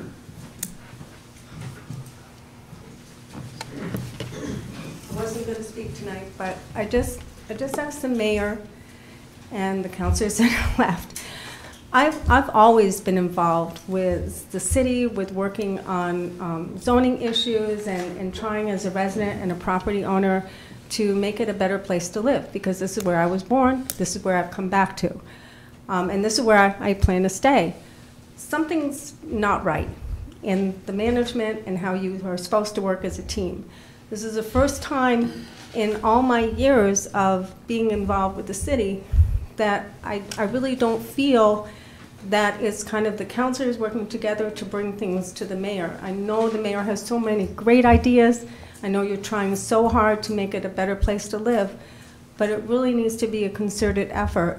The only thing I disagree with the previous speaker is that I do believe that Plattsburgh needs to have the DRI go through in a very comprehensive, very thoughtful manner, that we not, quote, shove it down people's throats, but that we plan it so that it's planned in a growing way with people involved.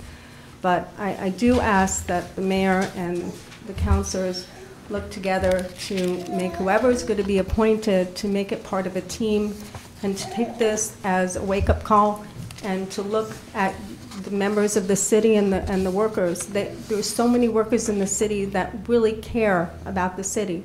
And I am fearful that a lot of people that are valued employees we've lost in the last several months. I'm just very concerned.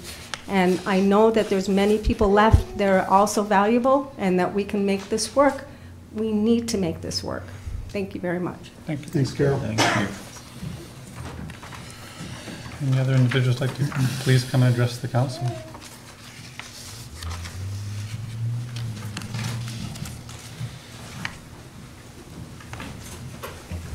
So, last week, well, 2 weeks ago, I came and I spoke a little bit about how I wasn't really pleased with the DRI local planning committee's commitment to the will of the public in their report to the state.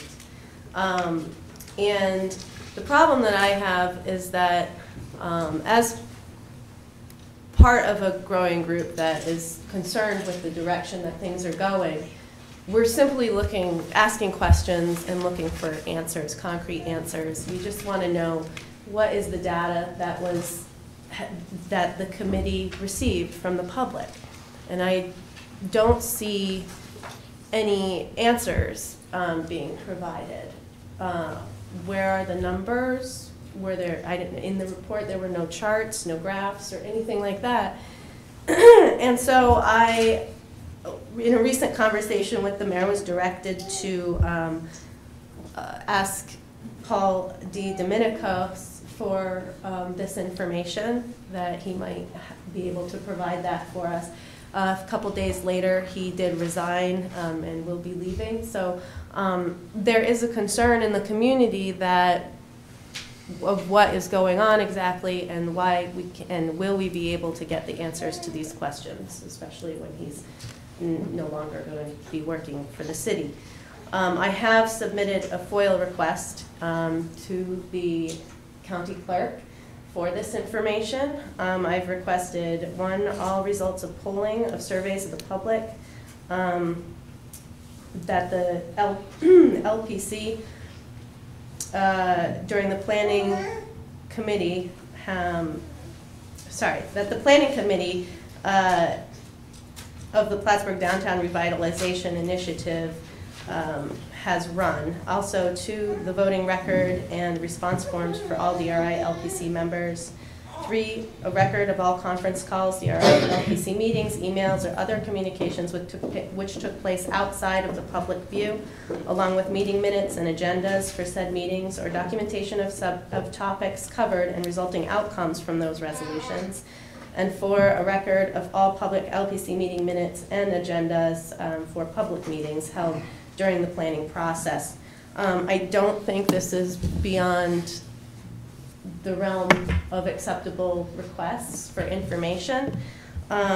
So with the FOIL requests, as you know, they are given 5 days for response, at the end of which, if we don't have proof of public support, and which was claimed in the report to the state, we will be filing a official complaint to the New York State Ethics Board.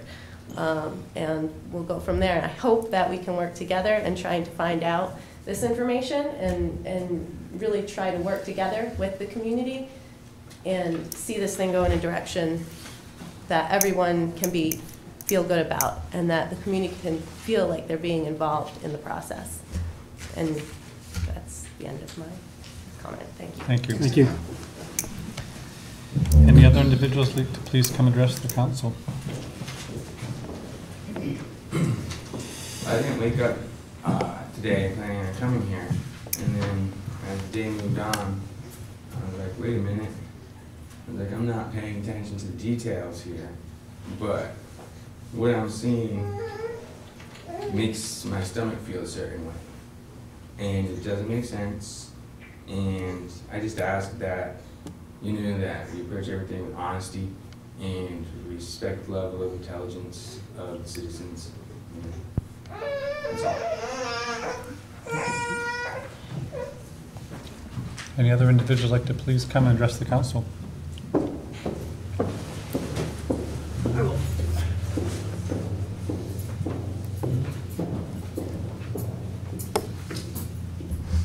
Well, I want to express my solidarity to our friends and neighbors who are concerned about the DRI project, but I also I was going to talk about that, but I want to address something else, particularly today with the events on social media happening at Plattsburgh State. And I would like, it's been something that's on my mind, I would love for Plattsburgh to officially make a stance on becoming a sanctuary city and to really step in its engagement on fighting against nepotism and racism and isolationism and all those other things that we've come to just accept as North Country values. So I will press that the people elected to represent us follow suit in protecting the people who need our help the most. Thank you. Thank you. Thank you. Anybody else like an opportunity to speak?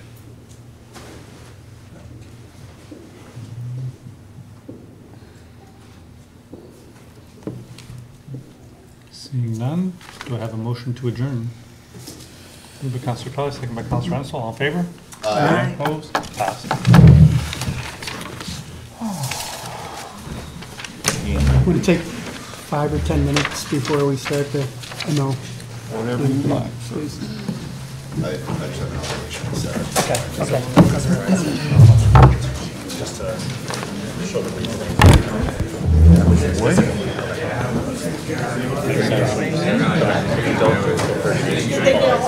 I think everybody has signed. I think we're good to go.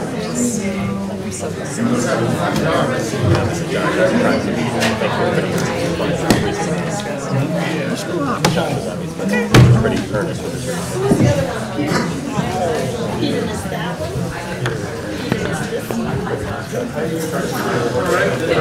How you doing?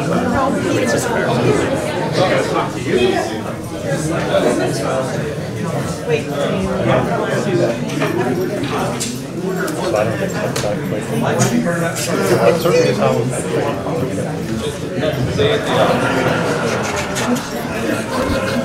get the people.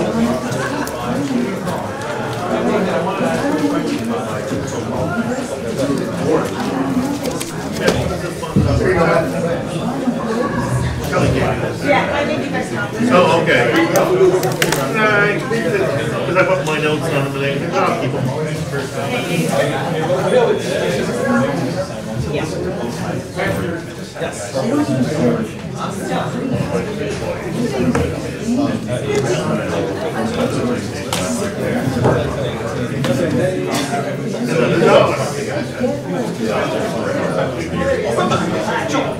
Another day, another dollar.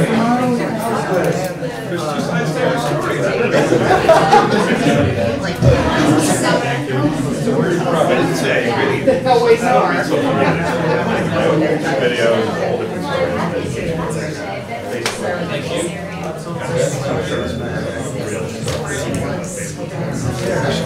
Have fun. I know.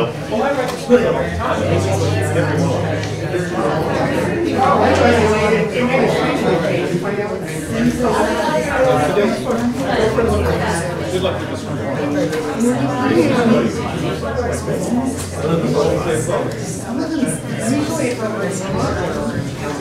know who you are now.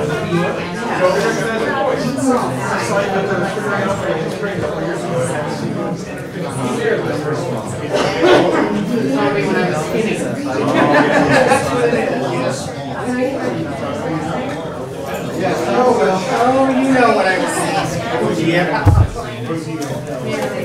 How have you talked to Leanna? She joined.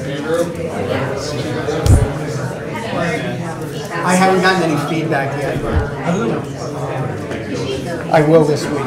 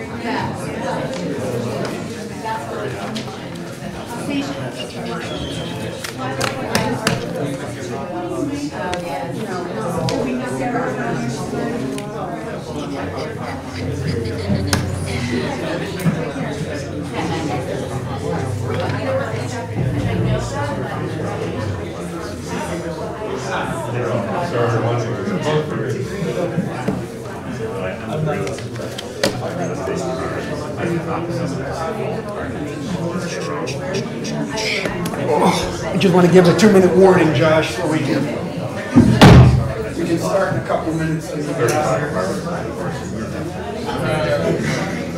got to win, someone's got to lose.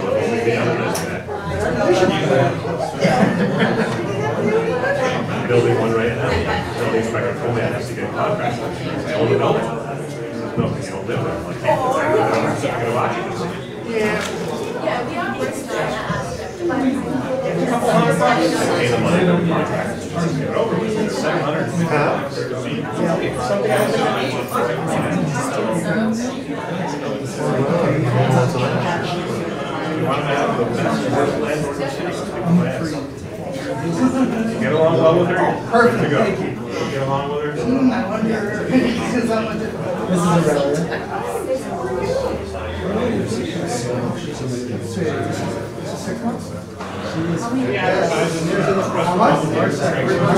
Give your number. She's really trying to work on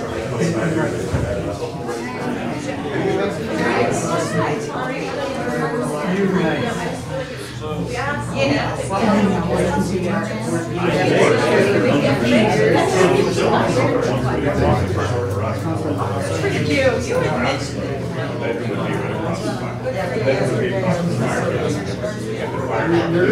Oh, yes.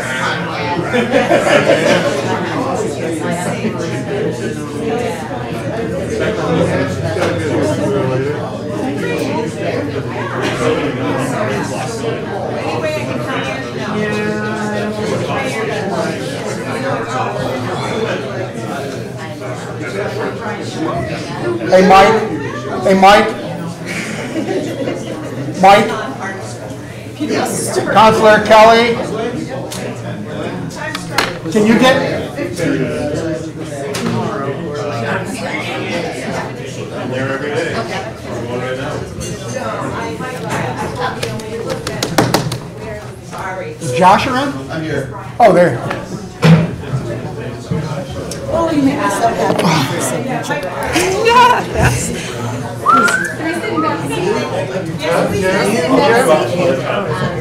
No, not this one.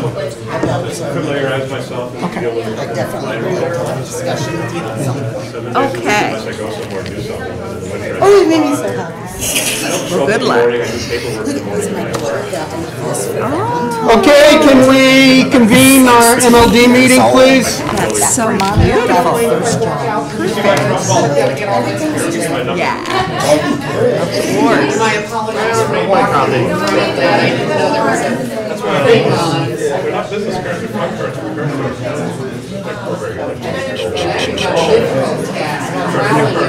Yeah.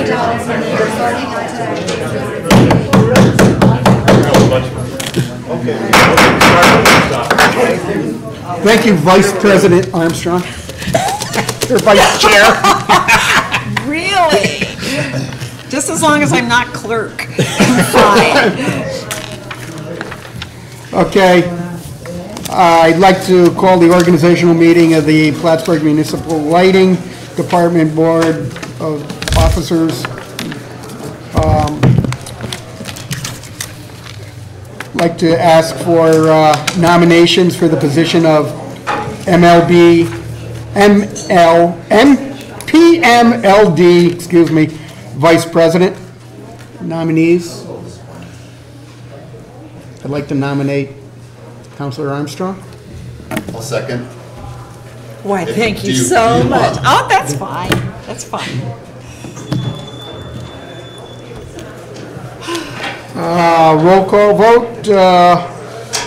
Director Armstrong? Yes. Director Kelly? Yes. Director Ensel, yes. Director Kretzer? Yes. Mayor Reed? Yes. He's only a director here. He's on, oh, here he's, that's right, he's a director. Thank you. At this point, I'll take request nominations for the PMLD Board Secretary. I nominate Counselor Kretzer. I see. You okay with that, Josh? Sure. So do I need to be taking notes right now, or no? I don't know. I'm taking Well, notes. So we we're have to- taking notes. Okay. We have to vote. See? Thank you. We need to, Need to do Director both. Armstrong? Yes. Excuse me, Director Kelly? Yes. Director Ensel, yes. Director Kretzer? Yes. Director Reed? Yes. Okay. At this point, I'll entertain a motion to adjourn the organizational meeting. So moved. Director Second. Kretzer, Armstrong. All in favor? Aye. Motion carries.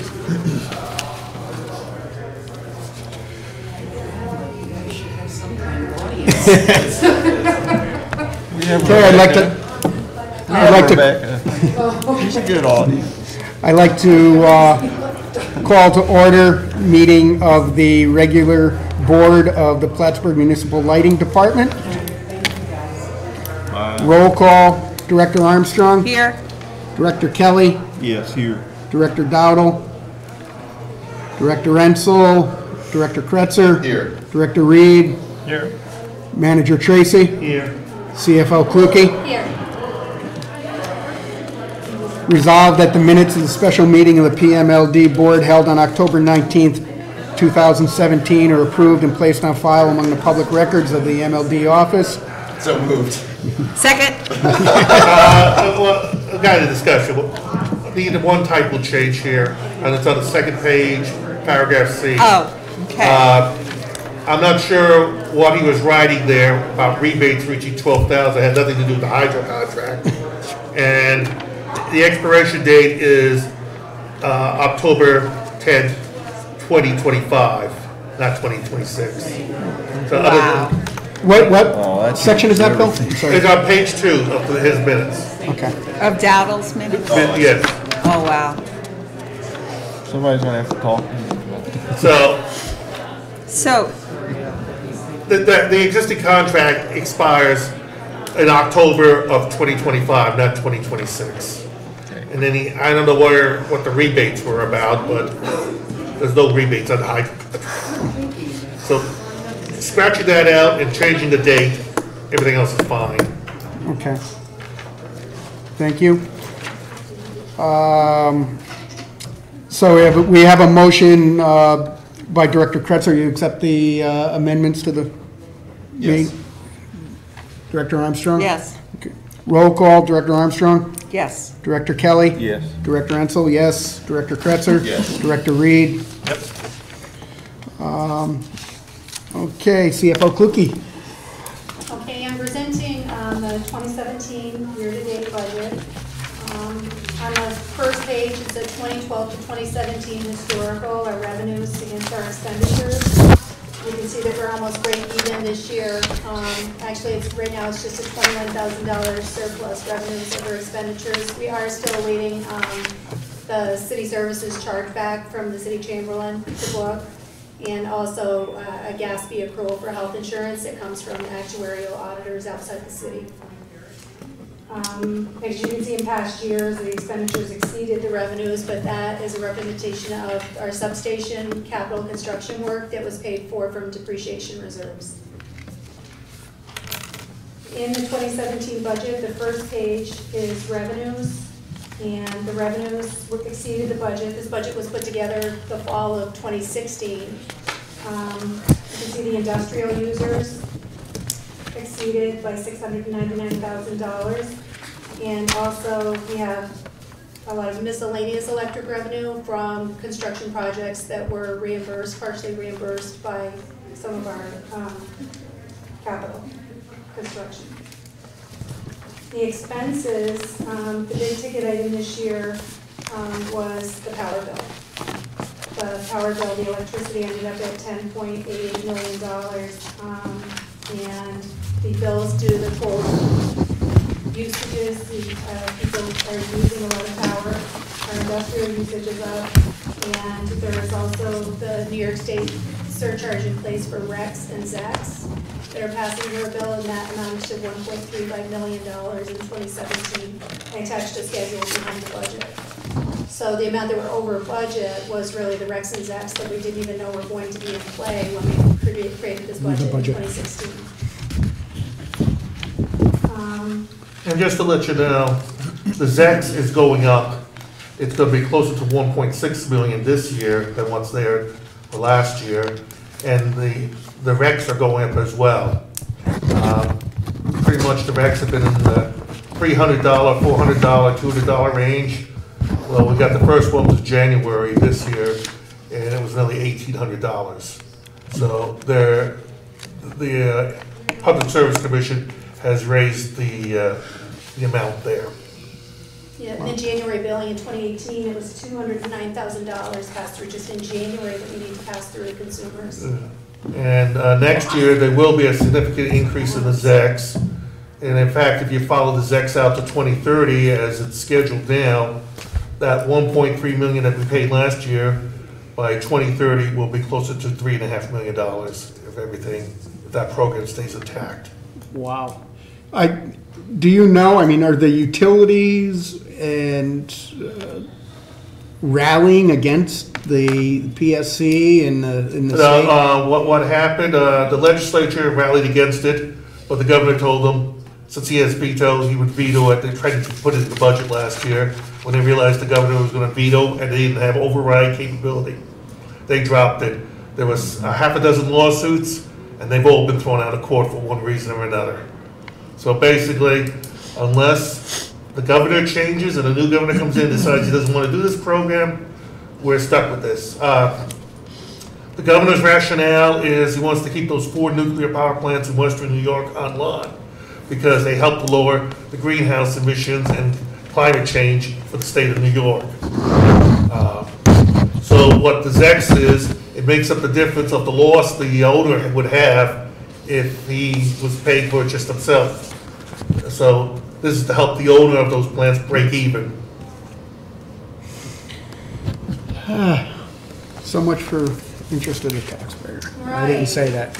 Our intent is just to break even, you know, whatever revenues we collect, he runs projects so that we run a balanced budget, and that kind of is packing an extra punch in people's bills. The $210,000 times 12 months works out to $2.5 million. That could be if usage stayed high during the year.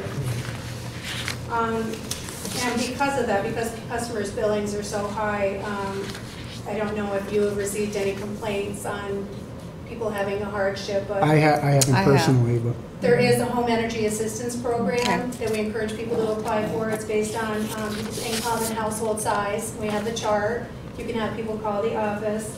We were just notified as of February 12th, there will be a second emergency benefit active until the end of April for people. And the regular benefit is $401 and the emergency benefit is $490. And they can get that up to 2 times if they're in distress and in shut-off status. So they can contact either the local DSS, Office of the Aging, or JCEO, or our office, and we can help them do payment arrangements if necessary, even if they don't qualify for this program. And that's about it. Thank you. Any other questions for Kelly?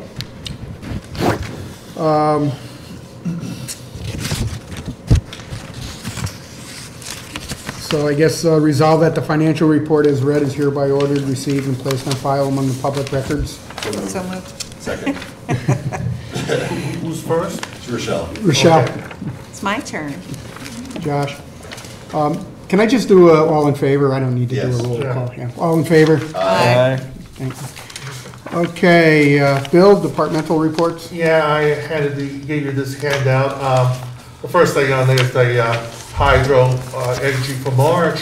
There will be no losses there, no reduction. They got plenty of water flowing in the Niagara River. The second is a letter that I received from the New Hampshire Electric Co-op. We did a mutual aid back in end of October. They had a big windstorm. 65% of their customers lost power. We sent a line truck with a 2-man crew as part of a 4-truck package that the MEUA sent. So going along with us was Messina, Lake Placid, and Tupper Lake. And the guys were there for about 8 days. All expenses that were generated by this were paid by the gaining utility, close to $26,000. So all payroll and stuff like that. So it didn't cost the city anything. And it's very reciprocal as far as I can remember. If during our ice storm. We had a number of utilities come in to help us. So. And next page, a work in progress, the different projects that we've been doing over the last 2-3 months. You can read most of that. Save on time. I don't think there's anything unusual there. The next page are IE projects that we're looking to do this year. There's one for CBVH that want to finish their parking lot, reduce savings. It'll give them a 60 to 75% savings. And then we have 2 for City Hall. One is involving the windows, and the other one is the heating, cooling mini splits for the finance area that's going into the basement. The city, the windows for City Hall, are they all the windows, or are they just? I don't know what the final, Mayor, do you know what the final cost is on the windows? No, I just, as far as what the actual windows, is every window in City Hall, or is it just? I think we'd be lucky to get about 80% done with their contribution and the existing grant. Okay. But we're hopeful that we can come up with a better technology, but based on our estimates, I think we're lucky to get 80% done. Okay. Thank you. And if the city doesn't find another grant to finish them up, we can put them in for next year to do the final ones. But there's word that which will be the mayor's office, the council chambers. No, Right. Can we do something about the chambers in here? Definitely do mine last. But we weren't eligible for a recent grant that we applied for, right? Correct, because this was a local historic area, not a national level historic area. Right. That's correct. But we're going to keep trying, and we'll be hopeful. Okay. The status of the hydro contract, the lawyers are finally getting the contract sorted out. As far as the MUA lawyers are concerned, there's some wording that they're still trying to work out with their counterparts at the Power Authority. But it looks like everything is moving along, and hopefully we'll have a contract in the near future. The Power Authority would like to get it done as early as possible to get it off their list of things to do and move on to other things.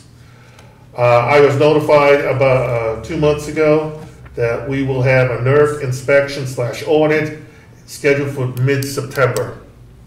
Last time we had one of these was about 5 years ago, and it lasted for 2 months, which is kind of unusual. We had to give them a lot of documentation, and hopefully, most of these things usually last about 3 weeks. Hopefully, this time around, we'll get it done in 3 weeks. But we'll have to wait and see.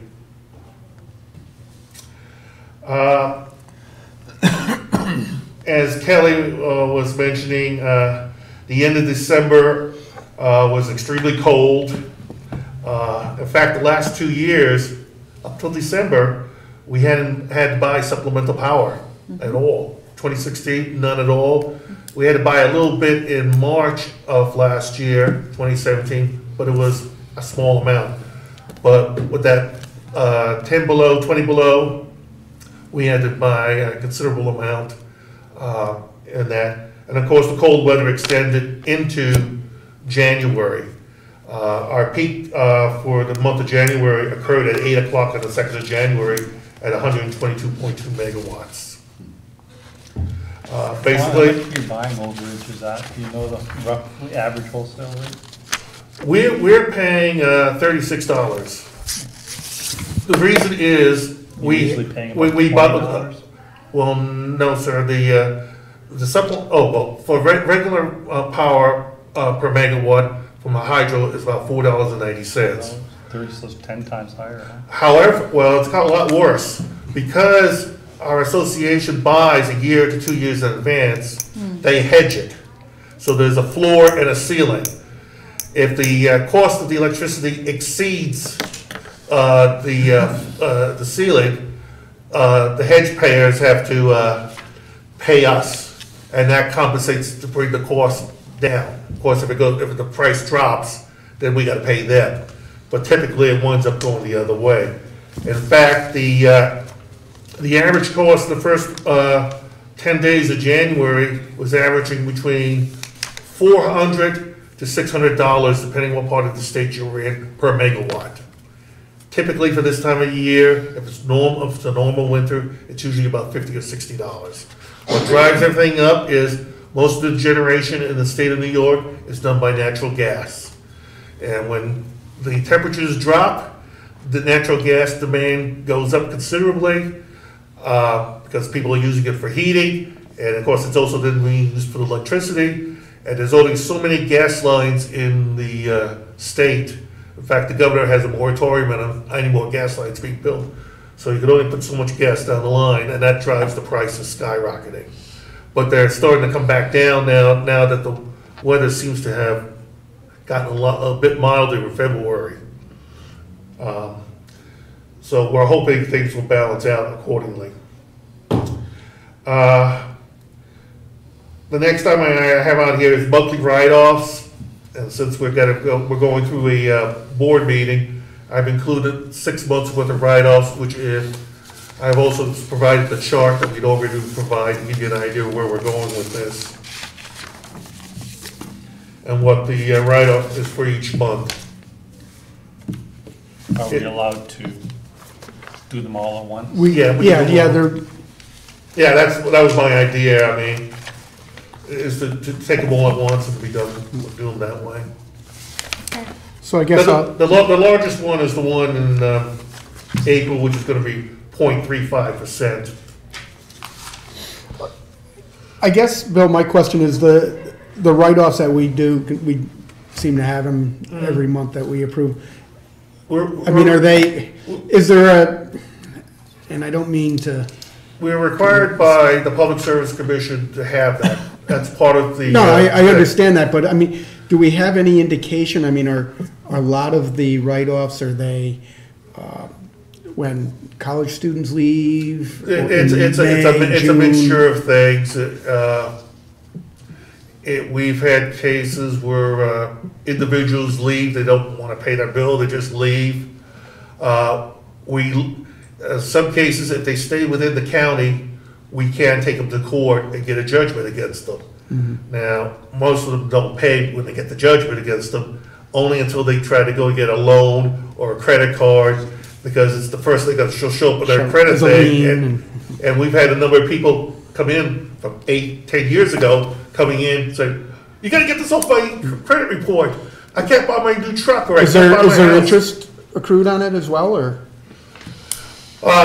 We just found out recently, yes, 9%. 9%, okay.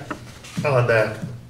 Okay. We hadn't been, up to this point, we hadn't been collecting because we weren't aware of it.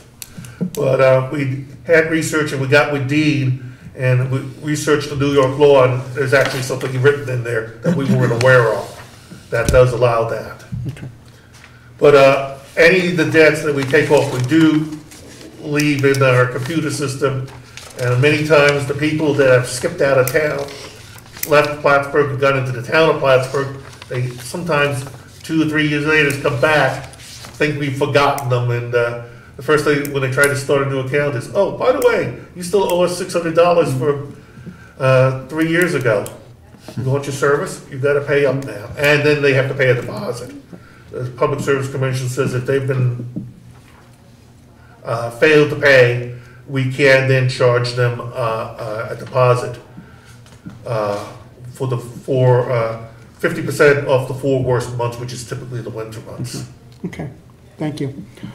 So I guess we'll entertain a motion to accept the write-offs for A, B, C. Second. Director Kelly, second. Director Kretzer, all in favor? Aye. Okay. With everyone's indulgence, would anyone mind if for 4 and 5, we can do them all at once? I think we just did 4. Okay, perfect. All at once. Okay. 5 bid requests resolved. Yeah, one's for to buy pole top 3-phase switches to go to the, for the on the poles, and the other one is we need to replace a bank of batteries at the Ruger Street substation. I'd like to a motion to accept or to move. Second. All in favor? Aye. Travel requests. I'd like to make a motion to Waive the reading. Approve. We have a motion to approve travel requests. Do we have a second? Councilor Armstrong. All in favor? Aye. Other items. Resolved with the request, therefore, the Common Council approves the leave of absence for Aaron Bush from his position as plant attendant at the Municipal Lighting Department effective February 5th, 2018, to take a provisional promotion of storekeeper position in the Municipal Lighting Department. So moved. Do we have a second? Second, but I'd like to ask a question, if You I may, may. please. This position of storekeeper, was that a position that was vacated by? The person that was in, they retired the 5th of January. Retired, okay. So it's not a new position? No, and we had budgeted for this position to be backfilled. Do you plan to fill the plant attendant position? How long is it provisional? I guess that was. It's provisional to give the test, and I can't say when the test is going to begin because I've been sworn to secrecy by civil service. But if we go into executive session, I will tell you the date. It's okay. Mainly because they haven't released the date publicly. And please note that the storekeeper position, department head Tracy is working with our office to allow that storekeeper expertise to be shared with another department. This person is very good at supply chain related kinds of things from his experience at Wyeth. So it's very generous of you to help share that resource. I think he's the only one in the city that has that electronic type experience because he did that up there tracking and ordering everything electronically. In fact, he's looking at our inventory, which is managed basically by pen and paper here, to do a barcode type system. We just have to find, get the right stuff so we can get it right into the Munis system. I'm a proponent of efficiency. And paperless, moving more towards electronic solutions. Yes, less paper would be nice. Okay, so we have a motion by Councilor Kretzer, a second, I believe, from, or Director Kretzer, second from Director Armstrong. All in favor? Aye. Old business? I have none. Anyone? New business? I have a couple of things. We're going to have some more companies that will be stringing internet service in the city. One of them, we signed an agreement, or what the rules of engagement were, if they go on our poles, that they have to have insurance, they have to pay us a yearly fee, and if there's any work required, such as replacing the pole in order to give enough space on there, that's in the agreement. It was signed back in 2012, and I never heard from them since, until about 2 weeks ago. They are called the Development Authority of the North Country. They're based in Watertown, New York. Apparently, they've gotten a grant from the governor to extend broadband communications into rural areas. They said they have a customer in Plattsburgh that they want to service. I was told not to release the name, but I don't know where their point A is. They called me 2 weeks ago to send them the paperwork because they couldn't find the agreements. So we're waiting to see what they're looking to do. I'm guessing most things come out of the Oak Street, Cornelia and Oak there, the Verizon building there, the Central Station. I'm guessing that's where this is gonna be their starting point, and then they're gonna have to go down to where their customer is. I got another call, in fact, today, and I talked to the mayor briefly about this previously. There's another company called First Light Fiber Incorporated. They're based in Albany, New York. They've been extending fiber out into western New York and into Vermont. They called me today that we had sent them an agreement for them to sign back in, I think it was October or November. I sent it to them. And I hadn't heard anything back, so I thought they lost interest. Their engineer called today, and they were concerned about a few things in there because we tell them we can approve about 50 poles a month, and if has to be rebuilt, typically we do it in the house. Well, they're talking about going on almost 269 poles. They have a large customer. Again, I was sworn to secrecy. I can't. If we go into an executive session, I can tell you who that is. But the customer they wants 2 independent routes through the city to get to their location from wherever the starting point is, which I don't know. They wouldn't tell me that. I don't know if it's Oak and Cornelia there, or they're going to come up. They do have fiber optics supposedly along the rail tracks going to Montreal. I don't know if they're planning to tie into that somewhere, and that'll be the starting point. I told them, well, we're not going to go too far until you sign the agreement, because the PSC says I have to have a formal agreement on with the rules, the costs, and everything else that they will have to follow. So they're in the process of getting their bosses to sign off on it. And I suspect within 2 weeks we'll probably see something from them. At which point I will have to bring it then to the council and for the mayor to sign. And then we'll get their list of where they're planning to go here with that. I did point out to them, I said, we already have about 5 or 6 companies in this town that provide internet service. Is there really room with 20,000 plus people for a 7th internet service? And they say, oh yeah, blah, blah, blah, blah. Yeah, we can. Okay, we'll see. Well, maybe if they're cheaper. Well, as far north as they have come so far, they told me, is Lake George. But they've done out towards Buffalo in western New York. And of course, they said if we have to make work and so forth, they didn't like how fast we could get things done. And he said, we've worked with National Grid and NYSEG. I said, well, there's a big difference between them and us. They've got thousands of people. I got a handful of people. It's apples and oranges you're comparing here. Well, the guy said, well, yeah, I understand that too. He says, National Grid so far hasn't been able to meet our timelines for Western New York. So, my idea is, Any other new business, or? No, that's it. I have a question for you, Bill. Richard Marks has mentioned to me a couple times that there's a 1% charge for, I guess, providing the lines that utilities use in the city.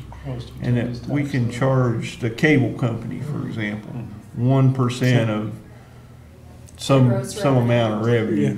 Are you guys aware of that, and are we taking advantage of that in all cases? Well, we're giving you a pilot in cash, which is a lot higher than that. Well, I'm not asking about MLD in particular. Not for MLD. asking about all the utilities that, I don't know, that would be something the dean would have to look into. I mean, normally, I don't think, As far as I know, normally it's a general fund revenue. Yes, the it is. county can press taxes, but I don't know if the local city can. Yeah, we're really entitled to that 1%. Well, so then, I guess then the question is, how does MLD deal with that? You just said you pay a pilot instead of that? Pay an in lieu of tax. Texas. Yeah, okay. But of course, you realize if you do hate the cable company and the telephone company and all them, all they will do is then pass it on to their customers further down the line. Yes. I think the problem with that tax, I know from when I was the deputy chamberlain, it's hard to identify who's doing business inside the city limits to tap them on the shoulder Right. to collect that revenue. That's right. You know, We had like it's almost honor Verizon. system, what they pay you, Probably most of them are actually now even, probably more sell than, especially when there are a lot participating now. fewer and fewer landlords. Well, are we collecting from those utilities currently? MLD doesn't, but the general Should fund we does. be? Should. Does the general fund collect? I Yes, don't know. there's a 1% utilities gross receipt tax. It's a revenue line item. I think it's like 1120 or 1130 in your Okay. general fund budget. Okay, but your answer to Mr. Mark's question about is MLD paying is yes, we're paying a pilot. Pilot. So- Right. Yes. Okay, Okay, thank you. thank you. I'd like to further discussion just for 1 minute on, you asked about the additional rates when we go over the quota. And why that's concerning is if there's some entities out there that normally haven't existed, aren't usually part of a rate base, they come to town, they cause us to more often go over the quota. Essentially, that additional cost is then spread amongst all the other rate payers to subsidize that new one. entity. So you're going to be seeing new proposals from my office to address that concern. So it's very important that if we're only paying $4 per megawatt, and now all of a sudden we're paying $40 or $400 per megawatt, it's not for those new users, it's spread amongst all the users, and that's really quite unfair. Unfortunately, that's the way the Public Service Commission does it throughout the state. Are these the Bitcoin guys? Well, there's don't want to go into it right now. If we want to go to executive session, we can discuss it more. Okay. But just expect more conversation and proposals along with that in mind. I mean, if you want to go in for about 5 minutes, we could talk about that. Okay, at this point. Leave the room if you like. We got it. It's we're online. on. At this point, is there anyone that would like to address the board? Thanks for being here. I'll take a motion to adjourn. So moved. Director Kretzer, Director Kelly, all in favor? Aye. Meeting adjourned. Thank you, Kelly. Thank you. Kelly, thanks, Bill. Told you I'd get you out by 7, Josh. Who was the first one? Josh Okay, and second? was Mike Kelly. Okay. Thank you so much, you guys. Thank you If very you much.